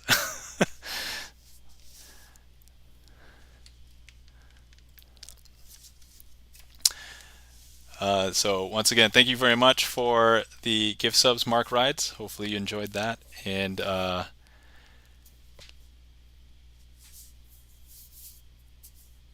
thank you for the claps, Blood Rain. Sarcasm and Shots. Nice. How's it going with you tonight? Looks like you're having a good time. Yeah, so it's a Halloween stream. So tricks only, no treats. And yeah, having a good time. So welcome in, Sarcasm and Shots. If anybody hasn't met Sarcasm and Shots has signed a card as well. Sarcasm and Shots. I believe you've signed a card, have you? Or did I don't recall. Anyway, Sarcasm and Shots, let's give you a shout out here. Plays games. I've hung in there a little bit and it's been a fun time.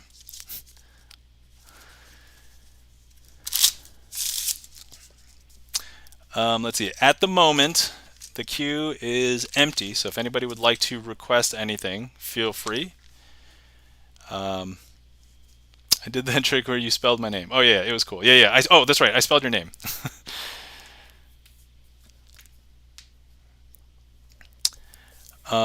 Let's see here. What other tricks would be great for Halloween.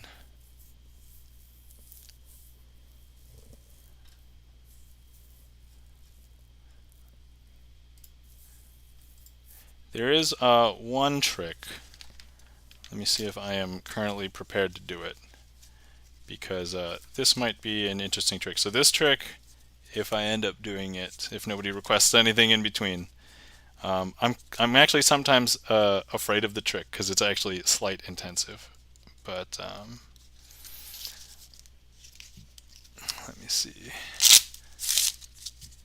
In the name or paper cuts. Is there a trick involving blood? I'm sure there are tricks that involve blood. I don't do them. I'm pretty much almost exclusively sleight of hand card magic. So, Blood Rain 420, gotta get ready for work, man. Love your tricks. Have a great stream. Thank you very much, Blood Rain, for coming in, for following, for staying as long as you did after the raid. So thank you very much. But yeah, have a great night. Or sorry, have a great day. Enjoy work. Have a good work day.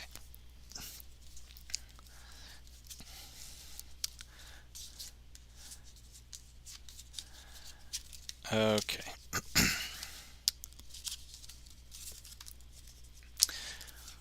All right, we are going to be doing a trick, and it is called, and this is Halloween, I think, appropriate.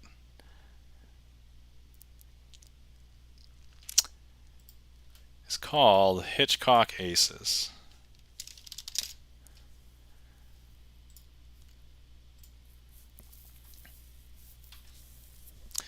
Now, for anyone who has watched movies before, you've probably heard of the name Alfred Hitchcock. Now, I used to work at a video store, Blockbuster Video. Believe it or not, I used to work at a Blockbuster Video. And people who worked there got to rent movies for free. And I watched a lot of movies. This was like before the time of streaming services. Yeah, that kind of dates me a little bit. I know I'm old, right? So it's like, oh, are you old enough to buy that alcohol? Oh, you have a Blockbuster card? Yeah, yeah, you're old enough. It's fine. Heard that too.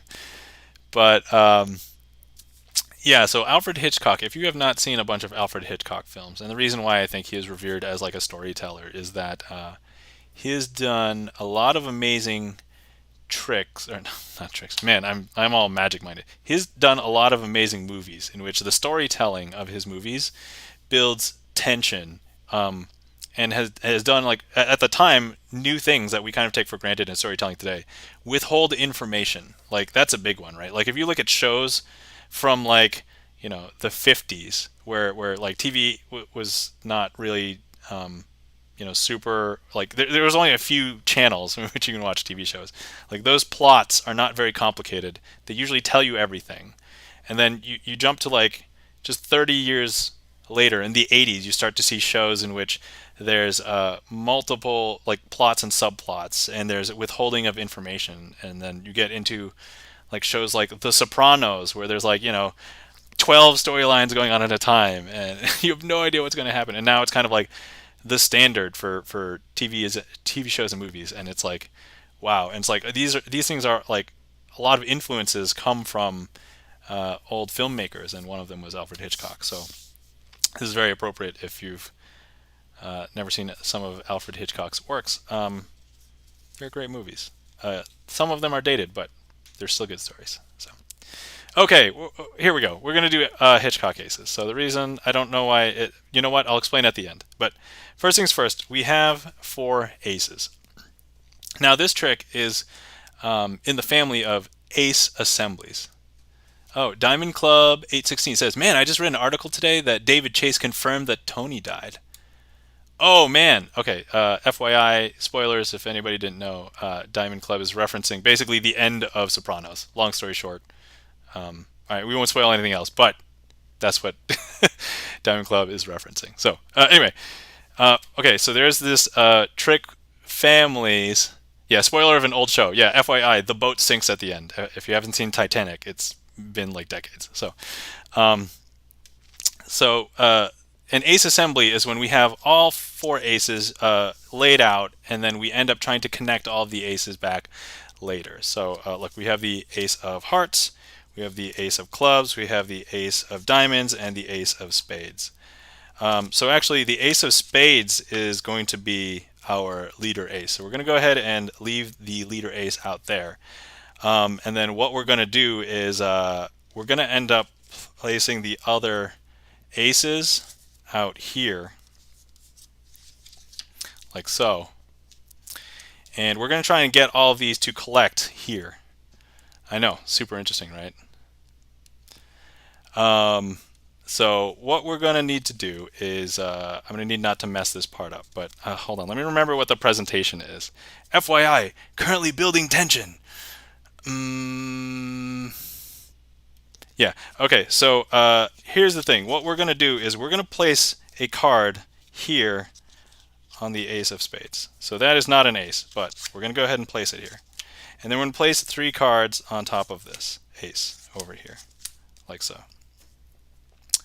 But all we need to do is snap our fingers, and believe it or not, the ace that was in this pile has now traveled over here, because if I show you all the cards in this pile, there are no aces here. It's actually over here now. I know, interesting, right? Now, the one thing that I will promise you at the end of this trick is that all the aces will be together. That is a promise that I will make as part of this trick. Now, we're going to place another card over here. This is the 2. So I'm going to go ahead and place a few other cards here. And actually, I don't know if any astute viewers has noticed what has happened, but all I have to do is do a magical snap. We're going to swap the ace that was up here with the 2. Because look, if I show you, there's no ace here, but that card that you saw that we did place is actually here, because the ace has hopped down here. I know, super interesting. Now, what we have here is sometimes some people don't believe that that the aces were ever in this pile, but just to assuage your concerns, the ace of diamonds is actually indeed there, and so we are going to actually leave this here, and if you were here, I'd have you place your hand on top of that. Since you are not here, we'll just use this marker. I don't want to use anything bigger because it'll obscure the view. But what we're going to do is we're going to place, just show you that these aces, we'll go ahead and place them here. And now I do want to grab a few other cards, and we will place them underneath your hand, i.e. the marker. But we're just going to go ahead and place them there. So there you go. So they're underneath your hand. They would be protected. And now I'm going to try and place another card. So that's some black spot card here. And now, once again, I'm going to snap my fingers. And you would have thought that perhaps maybe the ace would jump over here, and so I should have all 4 aces down here. But the reason why I think this is actually called Hitchcock Aces is because there's going to be a twist ending, because none of the aces are here. These are actually all 4 kings. Now you're probably wondering, wait, where are all the aces? Well, I did promise you that all the aces would be together at the end of the trick. And so now if I ask you, if you were here, to remove your hand, we could flip over each one of these cards, and all the aces are indeed gathered together. Maybe just not where you thought they would have gathered. And that, my friends, is Hitchcock Aces. Which, by the way, I totally forgot. This was a boss trick. If anybody doesn't know what a boss trick is, it's something that I've done on my channel where if I don't do the trick to my satisfaction, I didn't have to necessarily mess up, but if I don't do it to my satisfaction, it becomes a boss trick for next time. And so I forgot to do all the boss prompts. Boss, we found a boss. This is the boss. And by the way, I didn't mess this up. And I was very happy with that presentation. So we're going to beat this boss trick. So anyway, anybody who is here, thank you for being here, for being in the party for when we beat this boss. So thank you very much. There we go. Woo! Okay, and now I think I'm happy to say I don't think there's any other boss tricks at the moment. Because last stream I basically did a boss rush, and we basically hit up all of the tricks that I had trouble with. So and I was like, oh, I'm doing all the boss tricks right now. Wait, oh no, there's 2 left, so that means, hold on, I got to figure out which one is the last boss trick. So now I gotta put 1. Okay. Let's see. Checking the gaff meter. Thank you kindly for the resub. Sorry, I just missed. Sorry, I just missed it. But congrats. Nice. All right. So Sarcom Shot says nice. Gibson Lens. Clap, clap, clap. And thanks for the resub. Oh yes, thanks for the resub. Checking the gaff meter. Greatly appreciate it. Hey. Yeah, FYI, if anybody didn't know, my glorious emote is my favorite emote because I started using that in a bunch of Slack channels at my last 2 workplaces, so like my current one and the previous one. And so if anybody goes and types in glorious, it's my face and that. And then I was like, oh man, Twitch, they have emotes. Oh man, if I could ever make my own emote. And then I found out if I became an affiliate, I could make my face an emote. And I was like, oh my god, I could use the same one. And so this is glorious because I have this reputation for using the word glorious at work, and now with all my friends, and now on Twitch. So yeah. And then I tried to make the other ones like cards and things. So but yes, thank you very much for the resub. Greatly appreciate it. And all right, cool origin story. Yeah, cool origin. Yeah, it's a picture of my face, which is kind of weird because this picture is actually not even a cool professional picture. I was dressed up, not even super formally, for attending somebody's wedding, and this mirror happened to be in the bed and breakfast that I was staying in, and so I took a picture and I was like, oh, that's a good picture, but it wasn't like, this was going to be amazing or anything. I now use this picture for my YouTube, my Twitch, my Slack picture at work. So yeah, this is the face that is now me, which is super weird because I used to cut my hair very often, and ever since pandemic 2020, I let my hair grow. I only get 1 haircut a year since 2020, and so I let it grow until right about like spring, right before the pool opens, and then I get 1 haircut. And so yeah, there we go. All right, I have to refer to my notes to see which one the other boss trick is, because first of all, A, I might want to do it, and B, we should probably do something for checking the gaff meter's resub, so a boss trick would be cool. Let's see. Boss trick. Oh yeah, the hard one is done. Okay, I probably meant it was this one. I did cross it off, but you know what? We can just do it anyway because it did give me trouble last time. And considering it's a quote-unquote relatively simple trick, I don't feel like I should mess it up as much as it does. Let's see. Checking the gaff meter. I believe you did sign one because we had that fiasco where you were... yes, here it is. Queen of Spades. Checking the gaff meter. Okay, cool.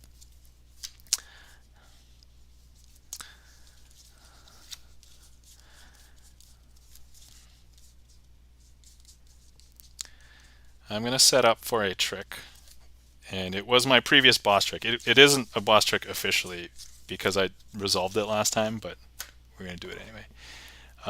Let's see. Hutch says, I cut my hair when it starts to annoy me. Oh yeah, and stab my eyes. Oh, okay. It's weird. I'm not sure how Twitch manages dates. I subbed last stream, so don't make a fuss over me. Oh yeah, no. It's cool. It's fine. Same here. Oh yeah. So I'm actually at the point where it will hit my eyes or cover my eyes. And actually, that's okay. I've gotten over that. I used to have this phase where I wouldn't get my hair cut for like 4 or 5 months, which would basically be about this anyway. But before pandemic, my wife actually hated the fact that I would get my hair cut like so infrequently. So she was like, get your hair cut like every month or other month. And so my hair would just stay short. But ever since pandemic, she was like, oh, I kind of like you with long hair. And like, this does not count. This is like the weird, awkward emo phase to her. So like, I need to have longer hair. But like, once it starts to be December-ish, I'm going to have long enough hair that I can put in a ponytail. And like, she likes that. And I'm like, okay, cool. I don't like getting haircuts because I'm like, I can live with it. The part that annoys me is when the hair starts getting in my mouth. If it starts going in my mouth when I'm eating other food, that's when I have to get a cut, and that happens to fall around springtime. So, yeah, but yeah, I can understand the eye thing. That's totally cool. You probably didn't send the resub message then. Oh, okay. Oh, yeah. Yeah, when you resub, you know, the payment transaction might happen at that point, but if you don't announce it in chat, I think Twitch saves it so that it knows. No, I actually just subbed. Huh. Oh, okay. I don't know. A gift sub had run out. Oh, okay. Gotcha. All right. Understood. I got it. I understand now. But anyway, yeah, hair stabbing your eyes, eating your hair, out of the question. But to each of their own. If you want to get your haircut once every 2 weeks, which I have a friend that I feel like doesn't need a haircut every 2 weeks, but he gets one every 2 weeks and keeps it really short. I'm like, do you do it yourself? No? Okay. That's fine. Where was I? Oh, yes. Gotta stick this trick in the queue, otherwise.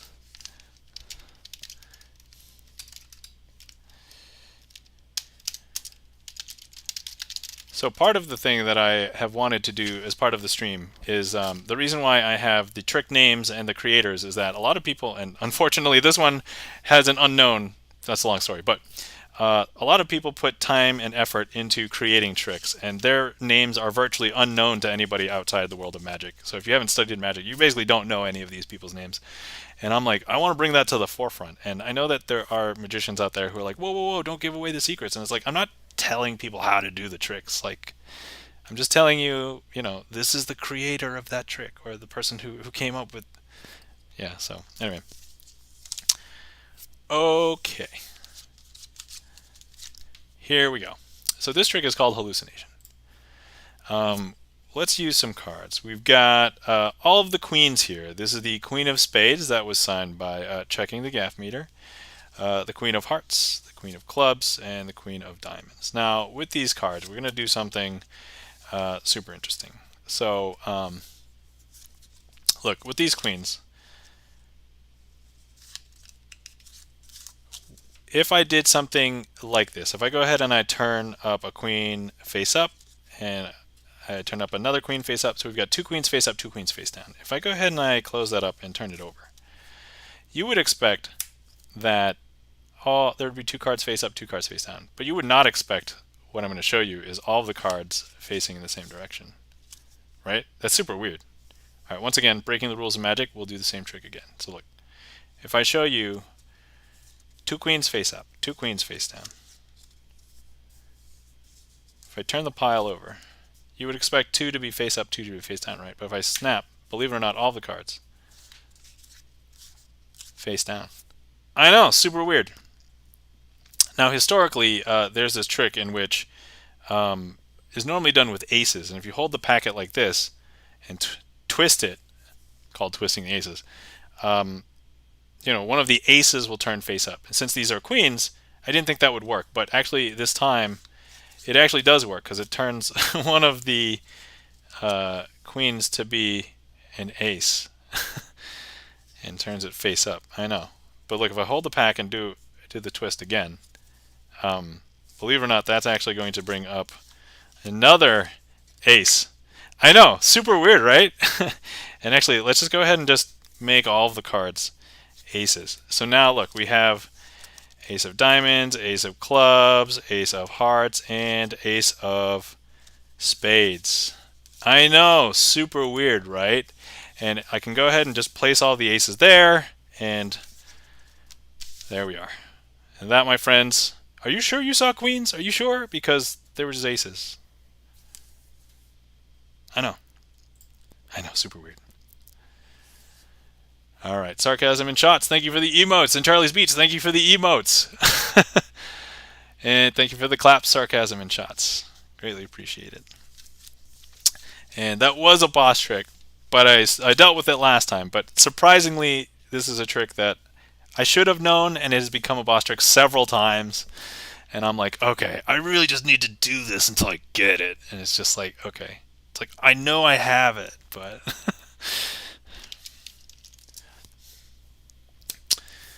and thank you for the glorious checking the gaff meter. Appreciate it. I don't want people to think that I'm narcissistic and like looking at my face. I just think it's hilarious that people at my workplace associate the word glorious with me and my face. So that's the part that amuses me.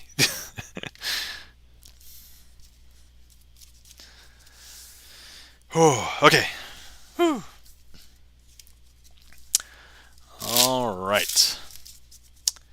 All right, everybody. The queue is empty, so if anybody would like to request any tricks, feel free. It's a good bit. Totally. Let's see. I know people have been popping in and out, and if anybody missed it, I did make two new sound alerts for this stream, and I can go ahead. Let me play them right now. So one of them is at 31. This is a ghost. Sarcasm and shots. It's exclamation point random.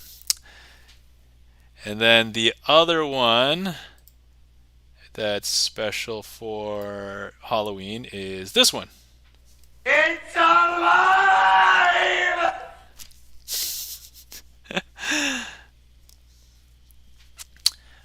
Mark Rides, thank you for the emotes. And sarcasm and shots. Lol, welp. Random. Okay, there we go. Aldo Columbini's Aria. Excellent. Okay, so let's get set up for that.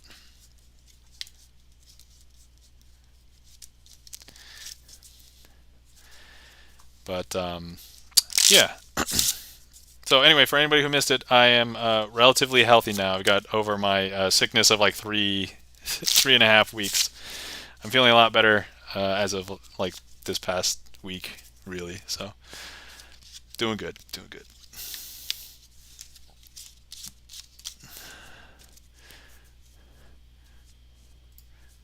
Mark Ride says, gonna go in a different direction.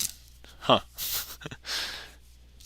Gibson Len says, glad you're feeling better. Yeah, thank you very much. Greatly appreciate it. 3.5 weeks? Yeah, I was super sick for 3.5 weeks. I'll just tell the abbreviated long story. So the first week that I didn't stream, I said to everybody on the stream before that it's like, okay, I'm probably not going to make it. The original plan was I was going to go play board games with some friends on the Sunday in which I would normally be streaming. And then I was sick, and I was like, okay, I told everybody I wasn't going to stream anyway, so I just didn't stream. Then the following week, I was still sick, and then I was like, okay, I'm like, I couldn't even not blow my nose once every like 10 minutes, and like I was coughing like every 3 minutes, and so I was like, okay, I can't stream. And then the week after that, I was finally streaming again, but I still felt super sick, and that was the week also that my daughter contracted hand, foot, mouth disease. If anybody has kids, you know what this is. Super contagious. I mean, it's nothing deadly or bad or anything, but it's like the school won't let you, like daycare won't let you leave your kid there, and it's just this like bacteria or virus that manifests on skin, where like the saliva with the bacteria or virus manifests, and it happens to be, the saliva is hands, feet, and mouth. That's where these things normally show up. So, oh, excellent. And Mark Rides has requested solving a Rubik's Cube. So that is the one thing that is not a real magic trick on the list, but we will do it. All right. But anyway, so first things first, let's get to Aria. This would be helpful if you could see the magic screen. Okay, here we go. Here we are. So first things first, I did separate 4 cards out.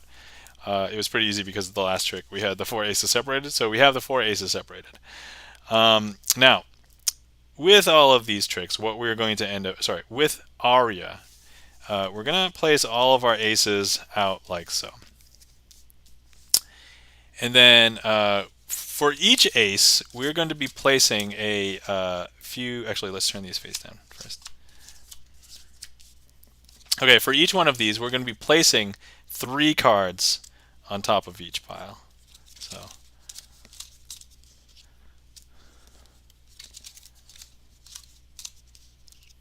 like so. Okay, now what we're going to do is I'm going to go ahead and place the ace into the pile with the other cards, and then stick that somewhere into the middle of the deck. So this one will go maybe squarely in the middle, like so. Okay, next one. Let's go ahead and stick this in there, and we'll place this pack near maybe the bottom, closer to the bottom, like so. And then this one, place the ace in here, and let's place this kind of closer to the top, like let's say there. And then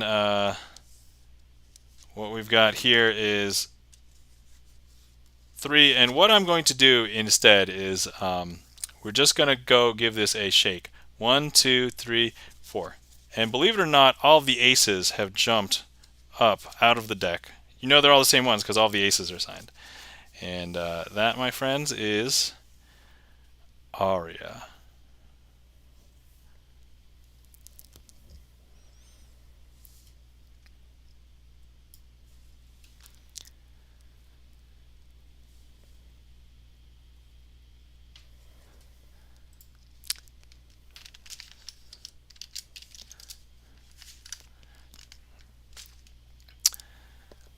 Sarcasm Shots, thank you for the emotes. Checking the gaff meter, thank you for the emotes. Christy K claps. Oh, yes, that's right.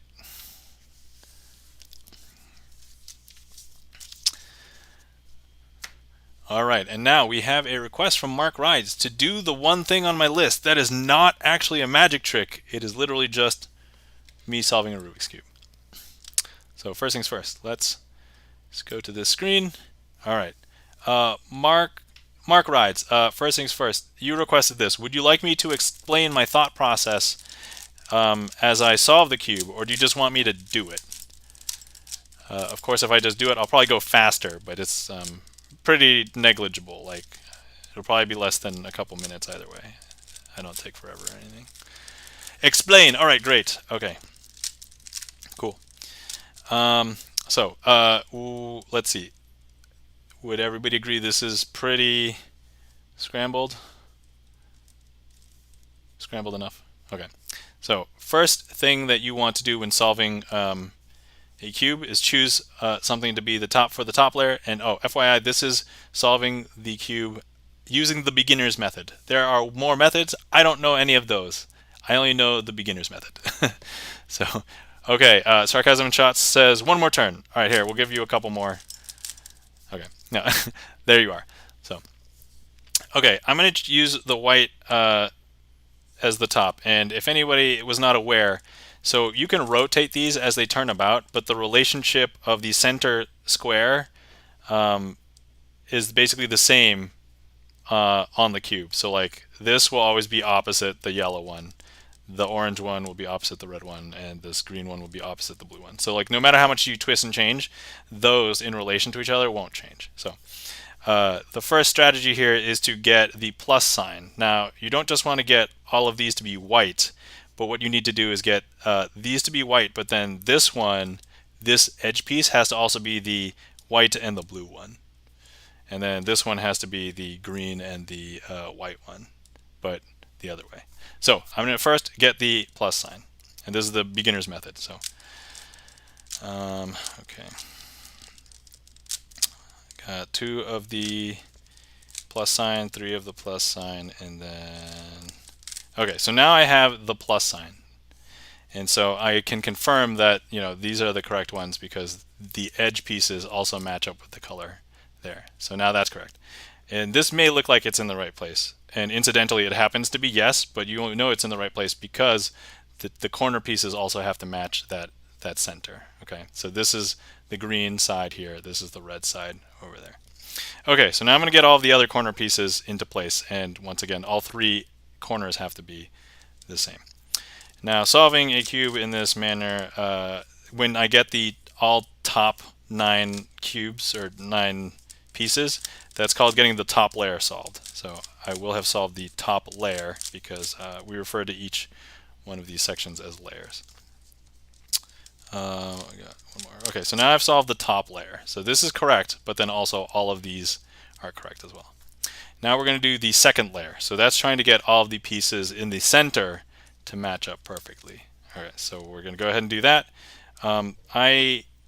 There's a algorithm that you can do that will do this. I have a shortcut for the first 3, and then like I can't avoid it for the 4th one. So that's a long story, but I'm just going to do that to do the second layer.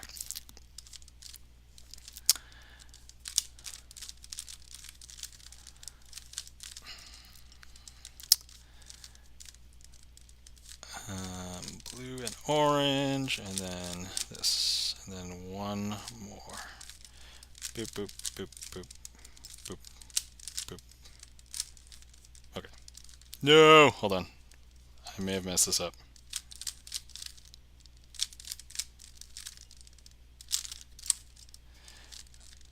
Okay, I didn't mess it up too bad. I just have to do this one part correctly. Way up, boop, boop, boop, boop, boop. Okay, okay. Now I've solved the second layer. Okay, so first layer is correct. The second layer is now correct. So as you can see, all of those match the center. And now the bottom layer, and it's going to be a little bit the ones that may look like white because it's aligned, you know that they're not because all the white pieces are here. This is just yellow with weird glare. So, but now I look for like a shape, and I have memorized some algorithms in my head for when I see certain shapes. So right now I'm looking at this L shape, and I'm like, okay, position it this way, and then do these particular moves. And now I see a plus sign, so now I position it so that I see a yellow square here facing me, and then I do this algorithm.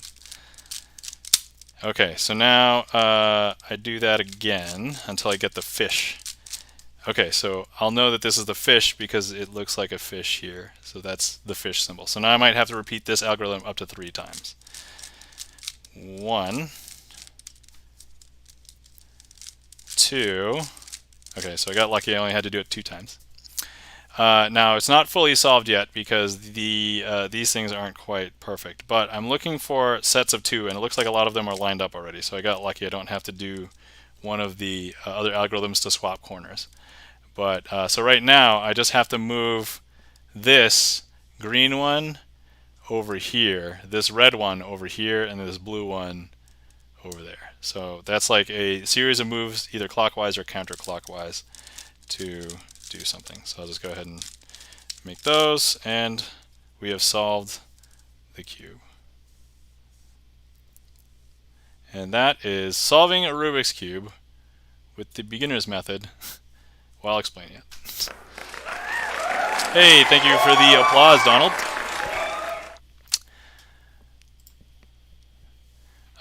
Let's see. Thank you for the clap, sarcasm, and shots, and the emotes, and the claps, gifts, and lens. Thank you very much. Greatly appreciate it. And that's like it's a nice refresher, because it's like, oh, I'm not worried about messing up, because if I mess up, which I kind of did there, like, you know, I'm not revealing any secrets of magic or anything. I'm literally telling you how to do it as I do it. And there are instructions that come with a Rubik's Cube now. It's like, if you want to solve it, here, you can follow these series of instructions. You know. Like, it still does take a little bit of brain power. You've got to map the instructions and be like, okay, if I hold the cube like this, and if you start with a different color. But Mark Wright says, wow, I'm still confused. I mean, I think if you just if you want to learn how to solve one, you can spend about an hour looking at the instructions and fiddling with the cube. And you'll probably at least understand how to do it, and you could probably do it. I had a coworker get into it. The first time solving a cube took him like, I think 80 minutes, and then the second time it took him 20 minutes because he understood what he was doing at that point. It's like and he could do it, so like the time dropped like dramatically, and then I think he's able to solve one in like 3 or 4 minutes now. So Hung on Twitch says, I need the beginner's method. So yeah, lol, same. All right, let's see. Checking the gaff meter has requested too many cards. Okay, let's see what we could do for that one.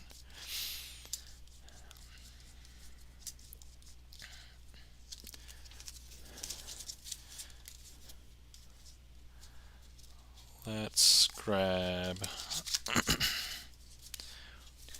Then I need this one. Okay. All right, let's hope I don't mess this up, because I have messed this up before. It has become a boss trick in the past. Um,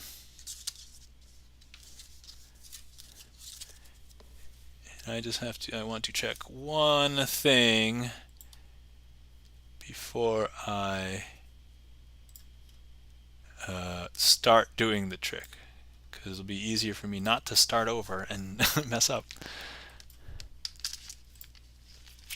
But I'm getting to the point where I know too many tricks, and sometimes the tricks mesh together, and it's like, oh, I know how to do this trick, I think. And I realize, oh no, I swapped this piece of the trick with another piece, and so I just need to clarify that part of this trick right now. Otherwise, it's going to be... Okay, all right. So this is actually what I'm doing. Okay. Okay. Here we are. This is too many cards as requested by checking the gaff meter. All right.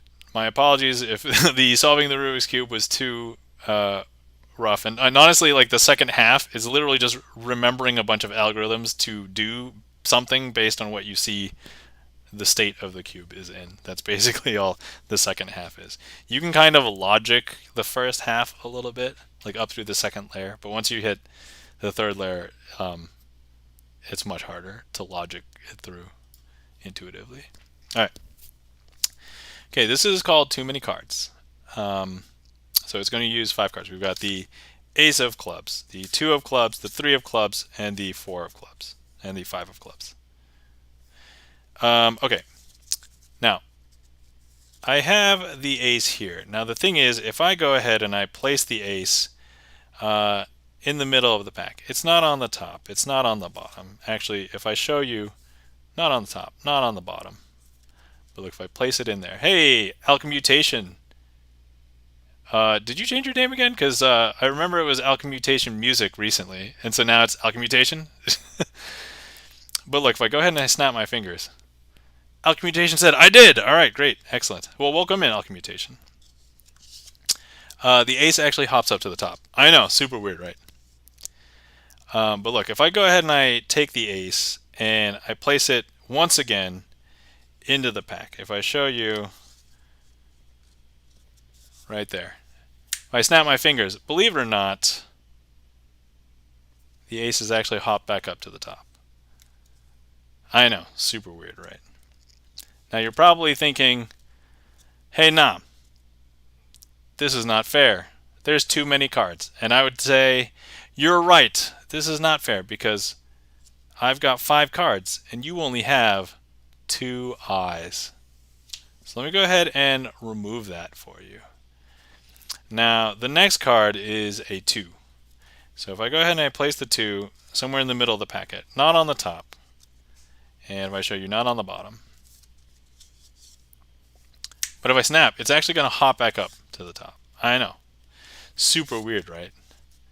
But look, if I go ahead and I do that again, place it in the middle of the pack, snap my fingers, the 2 is actually going to hop back up to the top.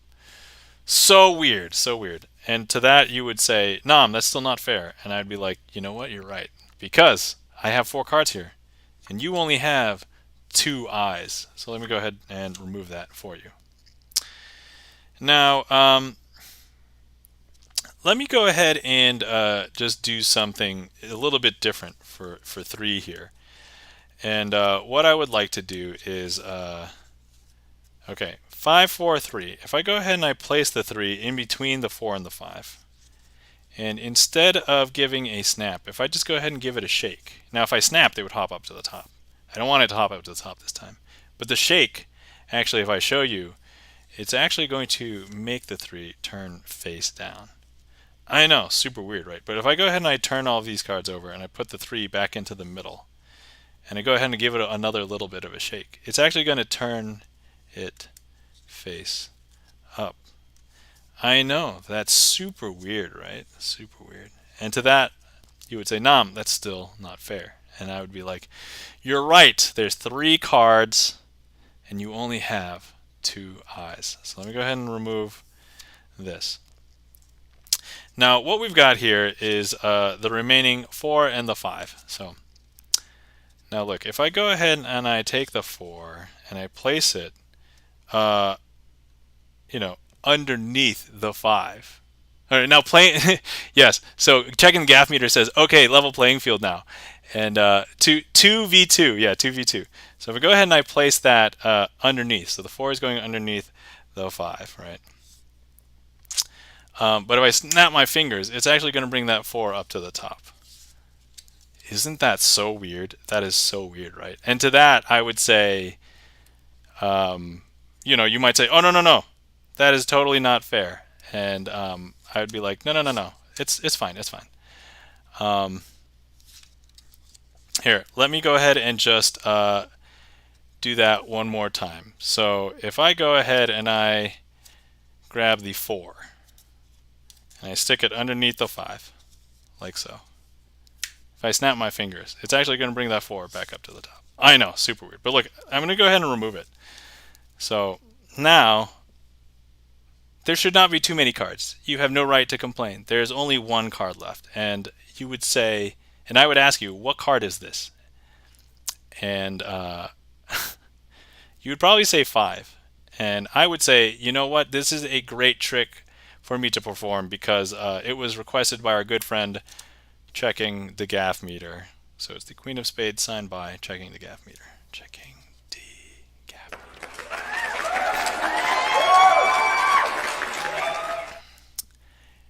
And that, thank you kindly for the claps.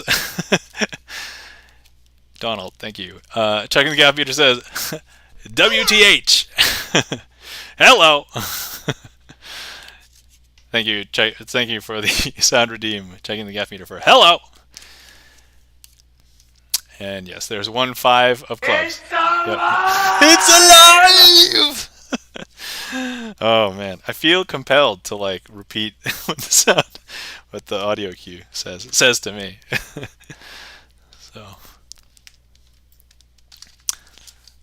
that trick made me furious with appreciation. Well, thank you kindly for the appreciation, Alchemmutation. Let's see. Did we get a shout out for Alchemmutation? Oh yeah. Thank you kindly, Gibson Lens, for shouting out Alchemmutation. If you like music of the metal variety, Alchemmutation music. Or sorry, Alchemmutation. Ah, man. Changing your name messes me up so much.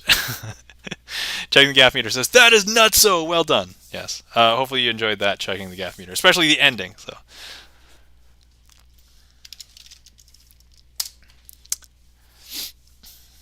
Let's see. We have a trick as requested by Donald. At least that's how I'm pronouncing the name.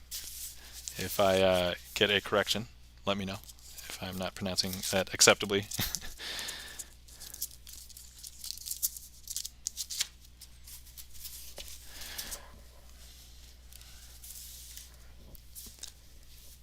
All right. Okay, so for this one, let's get some audience participation. I'll be turning on the heat map, and you guys can click on screen. And all of the heat map clicks are anonymous, so I don't actually know who will have clicked it. So, okay. Here we go. We have a 3 of diamonds, a 2 of diamonds, and the ace of clubs. Now, in this game of Ultimate 3-Card Monty, you're going to want to keep your eye on the ace. It's the black card, it's the ace, so that's the money card. Now, what we want to do is, actually, I don't know why I'm mixing them up, because I'm actually going to have,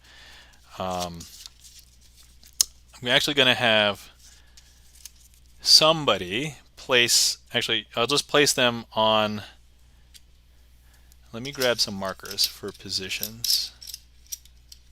And actually, let's not have them be ambiguous. So we will place them in position. Oh!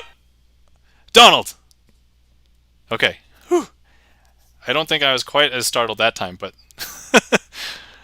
Okay. So we'll have them in position 5, 6, and 7, just to delineate, because we don't want people to get mixed up with 1, 2, and 3. So I'll be placing these cards into 3 positions. And yes. Thank you kindly for the 50 bits, Donald. Appreciate it. Wasn't totally scared, but yes, a little startled.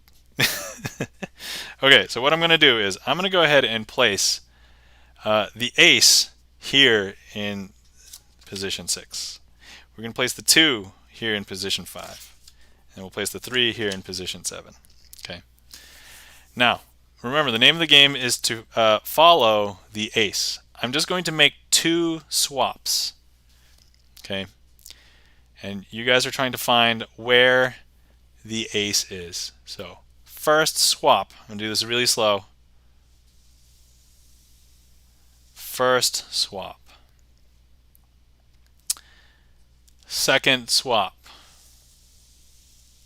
Okay, now if you're at home on browser, feel free to go ahead and click directly on Twitch in the browser on the image, and you should be able to get a heat map. So somebody is clicking around here. So, and other people I think should show up as other ones. But anyway, all right.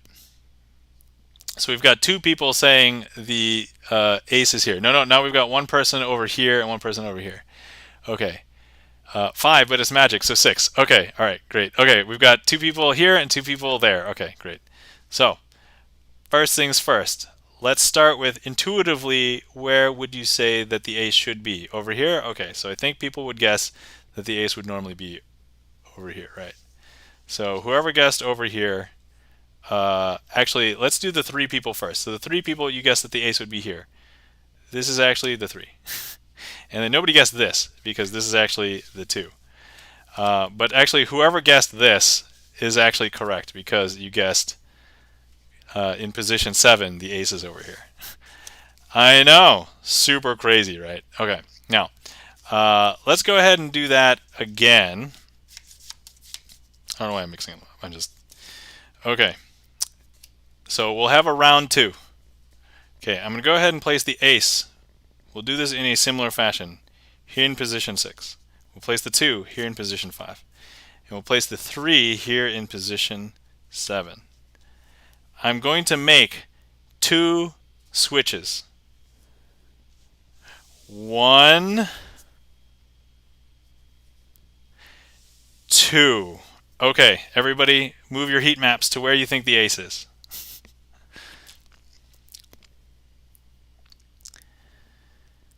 Okay, so I think if we are following with people, there's still 3 people who have guessed here. 2 people guessed that it's here. 2 people think that it's here, and then nobody thinks that it's here. Okay, all right, so let's go ahead and, okay, now we got 5 people guessing. So most people guessed over, oh man, people are changing their guesses. All right, but you can kind of see where everybody's guessing where things are. Okay. All right, so first things first. Let's start with, so people thought that I would have put it here. I did 2 swaps, and it would have theoretically been back here, right? If you had guessed the 6 position, you'd be incorrect, because that's where the 2 is. And then if you had guessed the 7, you'd be incorrect, because that's where the 3 is. So actually, if you had guessed this position, you would be correct. So we got 2 winners there. Excellent. Okay. So now, what we're going to do is let's go ahead and just simplify the game a little bit. I'm going to remove one of the positions, and that means we are going to be removing one of the cards. Okay. So, okay. What I'm going to do is we're going to go ahead and remove the 2. And what we will do is I'm going to go ahead and place the ace here in position 6. And then the 3 here in position 7. All right. Now, all right, everybody go ahead and click. Where do you think the ace is? I'm not moving anything. I'm not making any switches. All right, so let's see. Donald says 5 is magical, so 6. Oh yeah, that's okay. Donald says there's no ace, and then damn. Okay. All right. Okay. Everybody's guesses are in. I know we got at least like 5 people clicking around. Okay, so a lot of people would say that the ace is here. There's no way it could be anywhere else. And somebody thinks that the ace is here. And then somebody didn't move theirs, that person. And then somebody believes that it's over there. So I'm just going to let you know that, yeah, this is a 3. And then this is the 2. And this is why you don't play 3-card Monty with anybody on the street. Because whoever guessed over here knows the secrets. And that, my friends, is ultimate 3-card Monty. Thank you very much for everybody who interacted and clicked on screen. That was really fun.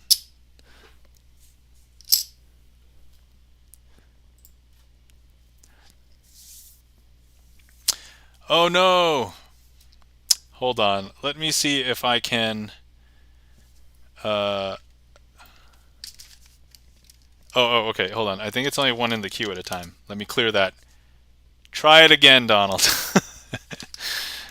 Because I think, yeah, there's just one at a time. But you had the last one. So thank you for the claps, Gibson Lens. And if not, I will add a random one for you if by the time we get there it's not already in there.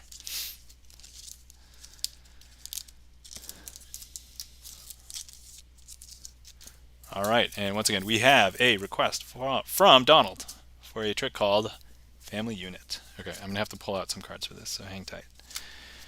But anyway, how's everybody doing? Is everybody enjoying themselves? Are you guys having a great night? Thank you kindly for spending your Sunday night with me. Hopefully you guys are enjoying and liking the magic. And actually, I'm on the US East Coast, so if anybody is also on the East Coast, happy Halloween! It is now officially Halloween where I am, time zone wise. So, happy Halloween, everybody.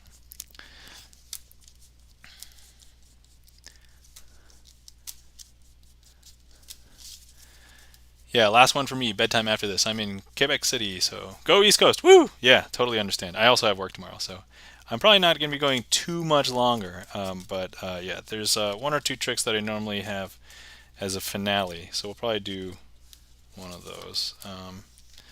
But let me get through this one first.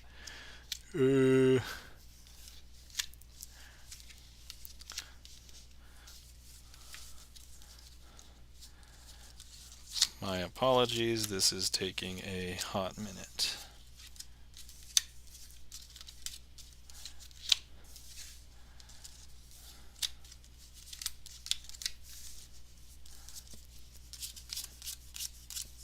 Nice pronunciation of Quebec. Sounded French. Yeah, I took French in high school for a few years, and so I was like, okay, I learned how to pronounce some things. I can pronounce things very poorly. So, for example, if I wanted to butcher the French language, I would say something like Bonjour, j'aime apple nam. But if I was to say it properly, Bonjour, je m'appelle nam. So that would be my appropriate pronunciation. Okay. First things first. Oh, what am I doing? I need to change to main magic. Okay, so the reason why this took a second is because I had to pull all of the face cards out of the deck. So this trick is going to use all of the face cards. Okay, but let me see. If you were here, I could hand you the packet. You can cut it anywhere you want. For purposes of time and for people who want to get to bed, I'm just going to proxy cut for you guys. There we go. And then, thanks for the emotes. Gibson says, Sacre bleu! But we're going to separate these into 3 different piles. Okay. And Donald, if you would like to tell me which pile to start with, 1, 2, or 3, I will start with that pile, and we will go from there. So, before we proceed, I have to tell you what a family unit is. A family unit in cards is consists of 3 cards, the Jack, the Queen, and the King, all of the same suit. So 2, okay, great. And they are very good at finding each other. So let's show you that this is the King of Clubs. So if I go ahead and I place the King of Clubs here, hopefully if I just grab some other cards, these should also be the clubs. But actually if I put them into their house, we realize that that's not the clubhouse. This is actually the diamond household. I know, super weird, right? All right. Donald, if you would like to choose another pile, you can choose the same one, you can choose a different one, so you just go ahead and choose the second pile that we go with. But yeah, that was super interesting. So we were able to find the diamond household, even though it didn't look like the diamond household at first.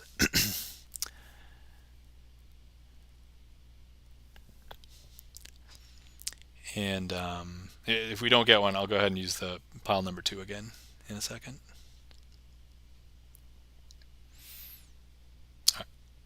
1. Okay, great. So now we're going to try and see if this King of Hearts can find his family unit. So let's go ahead and do that. If I just grab some random cards here, hopefully this will be the Hearts. But actually we find out it's not the Heart household. It is actually the Club household.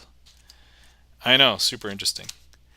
Now if you were going to arrange these, you can have me stack them up in any... Thank you kindly for the applause. Donald, how would you like me to stack these? If you said 1, 2, 3, I would take the 1 pile, place it on the 2, place it on the 3. If you said 2, 3, 1, I would go 2, take it, place it on here, place it on there. How do you want me to arrange them? 3, 1, 2. Okay, so take the 3, place it on 1, place it on 2. Okay. Now let's try, so finding these family units has been super confusing. We know that there's a Heart household left and a Spade household left. But let's try and force the next household that we see together. So look, if I go ahead and I show you, look, that is the Queen of Spades. So we're going to try and put the Queen of Spades there. And then we're going to try and put the Jack of Spades here. And then we're going to try and place the King of Spades here. So this should be the Spade household. And so let's go ahead and put them into their household. But believe it or not, that was not the Spade household at all. This is the Heart household. And of course we know this must be the Spade household, but we can't have them be without a house, so let's put them in their house. And of course we have the Spade household finally over here. And that, my friends, is family unit.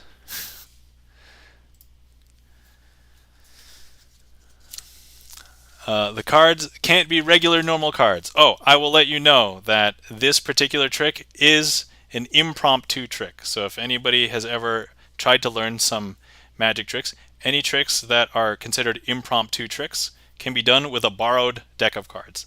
So yeah, there's this particular trick can be completely done with regular cards. These are indeed regular cards. If you actually look on the trick list, I believe I have an impromptu tag, so you can kind of see which ones are. Obviously, if you've seen some of my tricks that have like the blank cards, those are not like regular cards because you have to have the blanks. So that would be an example of one that is not impromptu because, you know, the surprising part is the blank, right? So yeah, some tricks can be done impromptu. It may not have as much of an impact as like if you had blank cards, but for all intents and purposes, there's a way to present it with the regular deck of cards. So yeah, that one is indeed impromptu, regular. So there you go. All right, excellent. So let's see. All right, last call. If anybody wants to see any tricks, feel free to request. Otherwise, we're going to start thinking about wrapping up, doing a finale, and then rating out. So let's see how long I've been going here.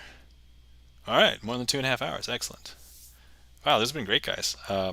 Yeah, we've been trucking through tricks. I've done a lot, I think, and I think I was only partially unsatisfied once during the night, but I kept it to myself. I didn't say it out loud, but it wasn't so bad that I wanted to make it a boss trick or anything. So, all right. Donald says, "Thanks for the stream. It was good to end the night." Yeah. Well, thank you for being here. Have a glorious evening, and hope to see you back sometime. But otherwise, I greatly appreciated you being here, interacting, and making choices, and clicking on the screen and everything. So, thanks very much. Sarcasm and Shots. I never noticed you are so good. Oh, well, Sarcasm and Shots. Thank you kindly for that compliment. Yeah. For anybody else who has been lurking or has not really been here before, welcome to the stream. Hopefully you've enjoyed the magic that's here. If you ever want to see more magic, please give me a follow. Most of my VODs from the last like 60 days are still up. I try and stream about once a week. So I just want everybody to know that I have a 40-hour per week job. I'm a relatively new father. I have a 15-month-old baby. And I also make content on YouTube and now trying to stream on Twitch. So Cullboy12 SR Triumph by Di Vernon. Ah, excellent. We'll go ahead and get that one in there. And then checking the gaff meter says, good show if you haven't always been good. Yeah, full disclosure, sarcasm shots. I have not always been good. I probably have been roughly this proficient since I started streaming. But if you watch any of my YouTube content, so if anybody has never come across my YouTube content, I have a lot of stuff on my YouTube. So I did a 100 tricks in 100 days project. So feel free to watch those. I literally did 100 tricks. I recorded, uploaded 100 sleight of hand magic tricks in 100 days. And so that's a project I'm super proud of. Feel free to check those out. And then I've been doing one a week after that. And then I've been putting my VODs that fall off of the VOD retention from Twitch also on my YouTube as well. So you can end up watching all those if you would like. All right, so we're going to do this Triumph for Cullboy12. Thank you for being here, Cullboy12. And then we'll think about a finale, and then we will raid out. Excellent. So, all right. First things first. This is going to be the classic Triumph by Di Vernon, and so if anybody would like, we need a card selected. So, Cullboy, if you're there, and you would like to make a selection, you can either name it in the chat, or if you want to use heat map, let me turn that on. Feel free. But either way, it doesn't matter that I know what it is. So Jack of Diamonds. Let's go ahead and find the Jack of Diamonds. That would be here. Jack of Diamonds. There you go. So that is the selection. And that is the one that we are going to end up using. Now, what we're going to do is we're going to go ahead and place the Jack of Diamonds somewhere into the middle of the deck. Okay. And so what we have now is a Jack of Diamonds lost in the middle of the deck. And then we're going to also go ahead and shuffle a couple of times. Now, what we're now going to do is something extremely strange, extremely bizarre, not really recommended. I'm going to go ahead and shuffle face up into face down cards. I know, super weird and super crazy. Also, Cullboy12, I am just curious. Your name is Cullboy12, but are you a magician or practicing sleight of hand artist or anything? All right, so here we have a messed up deck. If I just randomly show you, actually, let's do some cuts here. So we've got some face up cards, some face down cards, like this, all messed up. And what I would like to do is show you how messed up this deck is. So here's a back to a front. We've got a front to a back. We have a front to a back. We have a back to a back, and yeah, we've all these crazy cards. So what we need to do now is fix this, and I'm lazy, so we're just going to go ahead and fix it with magic. And believe it or not, the magic is done because all of the cards are fixed. So if I just spread through the deck, all the cards are facing the same direction. All of the cards except for one card, which we know the selection is the Jack of Diamonds. I don't think I see a Jack of Diamonds, so I'm actually hoping this face down card is the Jack of Diamonds. And so if I show you, this is indeed Jack of Diamonds.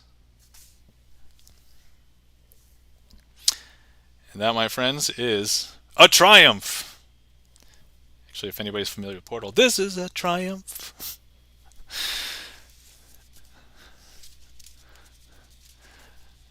Cullboy12, thank you for the woo!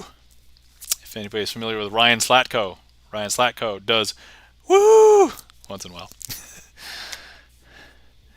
Hung on Twitch, woo woo, magical, excellent. All right, so let's see. I think there's a bunch of new people here, and I know that I've used this as a closer before, and actually there's like 2 or 3 tricks that I like to use as a closer, but I would like to do it because I love performing this trick. So we're just going to do it. Yes, thank you for the emotes, gifs, and lens. Yeah, definitely got the Ryan Slatko emotes in there. So,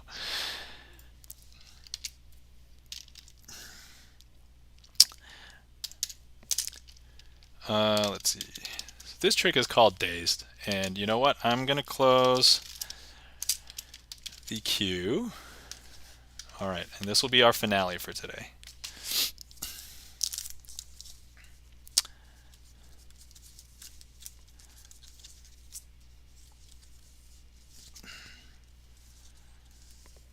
Okay, making sure I'm not on magic screen. Just gotta look and make sure that this is set up the way that I need it to be. Okay, great. All right, so first things first, I just want to thank everybody for being here, whether you have lurked or if you've interacted. I greatly appreciate everybody watching, requesting tricks, interacting with the stream, making decisions, clicking on the screen. So thank you very much. And also thank you to Kim Marie Sky for the raid today. Gigantic raid, so thank you very much. Greatly appreciate it. Thank you to everybody who gave me bits and subbed and resubbed. And checking the gaff meter, thank you for the resub. Mark Rides, thank you for the 10 gift subs. Oh my god, that's like still blowing my mind right now. Like, oh man. Thank you to Xavier for the resub. Thank you to Rob Kovacs for the 500 bits, and for the gift sub to Charlie's Beats. And then also thank you to Mark Rides for the gift sub to Kim Marie Sky as well. Which, by the way, I'll remember if you just get back to me what card Kim Marie Sky wants to be on, we'll get the name on there. So just get back to me on that. Also, thank you to my mod Gibson Lens. So let's give Gibson Lens a shout out. And also the custom shout out. And also the official shout out.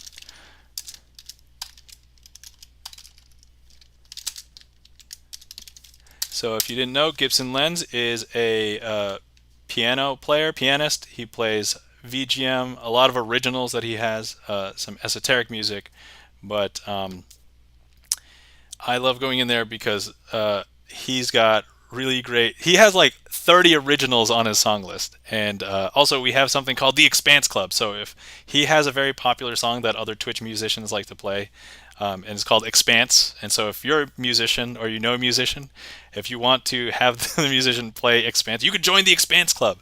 So we're trying to keep count. We currently have 26 music friends that have played Expanse on their stream, besides Gibson Lens, also known as Bert. So anyway, thank you very much for being a wonderful mod today. I know things got crazy after that raid. I was like, oh my god, I couldn't even keep up. So thank you for everything that you did and everything. All right, cool. So anyway, with that, as I always say, thanks for being here. If you guys weren't here, I would just be fiddling with cards. The magic, it doesn't happen in my mind. I know how it works. The magic happens in the viewer's mind. So here we go. This trick is called Dazed. I've got a packet of cards here. We've got a 6 of diamonds. We've got a Queen of clubs. And I have 4 other cards. Now, if I just thumb through these cards, you're not going to see anything weird about them. But if I actually flip them over, you'll see immediately that there's something weird with them. They have double backs. Actually, except for this one weird one, which is blank. So we have a blank card there. Now, these cards have a weird property. And actually, if I show you, if I go ahead and I just grab these, and what I do is, if I just pull this 6 over, if I just kind of reflect over the 6, believe it or not, something weird happens. Actually, all of these cards turn into a 6 of diamonds. I know, super weird, right? And now we've got a queen, so Queen of clubs. If I go ahead and I just close this over the Queen of clubs, some people who perform this trick will say, hey, look, the Queen of clubs has hopped up to the top. But actually, you and I know that that's not what happened. Actually, all of the cards have turned into the Queen of clubs. And that's the weird thing. So I know, right? Super weird. And now what we've got here is this weird card. What if I go ahead and I place this here? What if I place this card here? And now if I go ahead and I turn it over, I mean, we did just see a Queen of clubs, right? But look, if I show you, all of the cards are now blank. What? Super weird. Super weird. And now some people ask to see the back. And I just show them that all 4 cards have a normal back now. And it's like, what? So anyway, I hope you are not dazed after seeing that trick. But, as I mentioned before, not black magic, not sorcery, didn't sign any deals with the devil. Sleight of hand magic. Don't lose any sleep over it. And that, my friends, we will call a stream.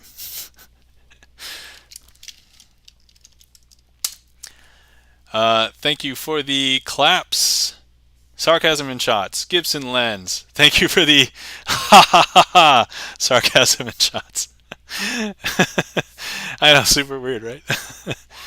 And so let's find somebody to raid. But as I said, thanks for everybody being here. Thanks for coming in. Thanks for joining the stream. Hung on Twitch says, make my debt disappear, please. All right. I would love to do that, but the problem is I'm only a sleight of hand card magician, and so debt, in this case, doesn't equate to cards. Actually, a lot of debt tends to be super digital now, so I don't know if I'm going to be able to handle that. My apologies. All right. Let's see here. Who is streaming? And whom haven't I...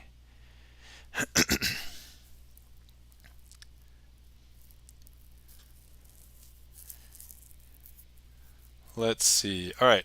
I think I have a... Oh, hold on. Let me click. Let me just make sure they're not going to raid out soon. Okay. So I've only hung out in this person's stream a couple times. I really like the music. I haven't really hung out as much as I would like. But if...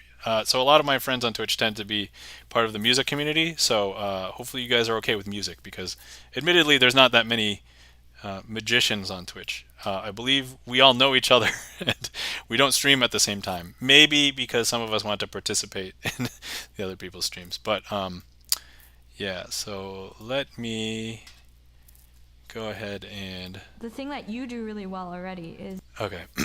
Oh, first of all, let's raid call. Let's see. I have a raid call if you would like to participate in the raid.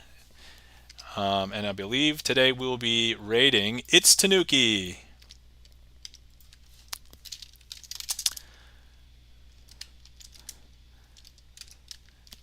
It's Tanuki. Okay. Cool. All right. So with that, thanks for being here, everybody. You have a glorious, wherever you are, glorious day, glorious evening. Thank you very much, and everybody, happy Halloween. See ya.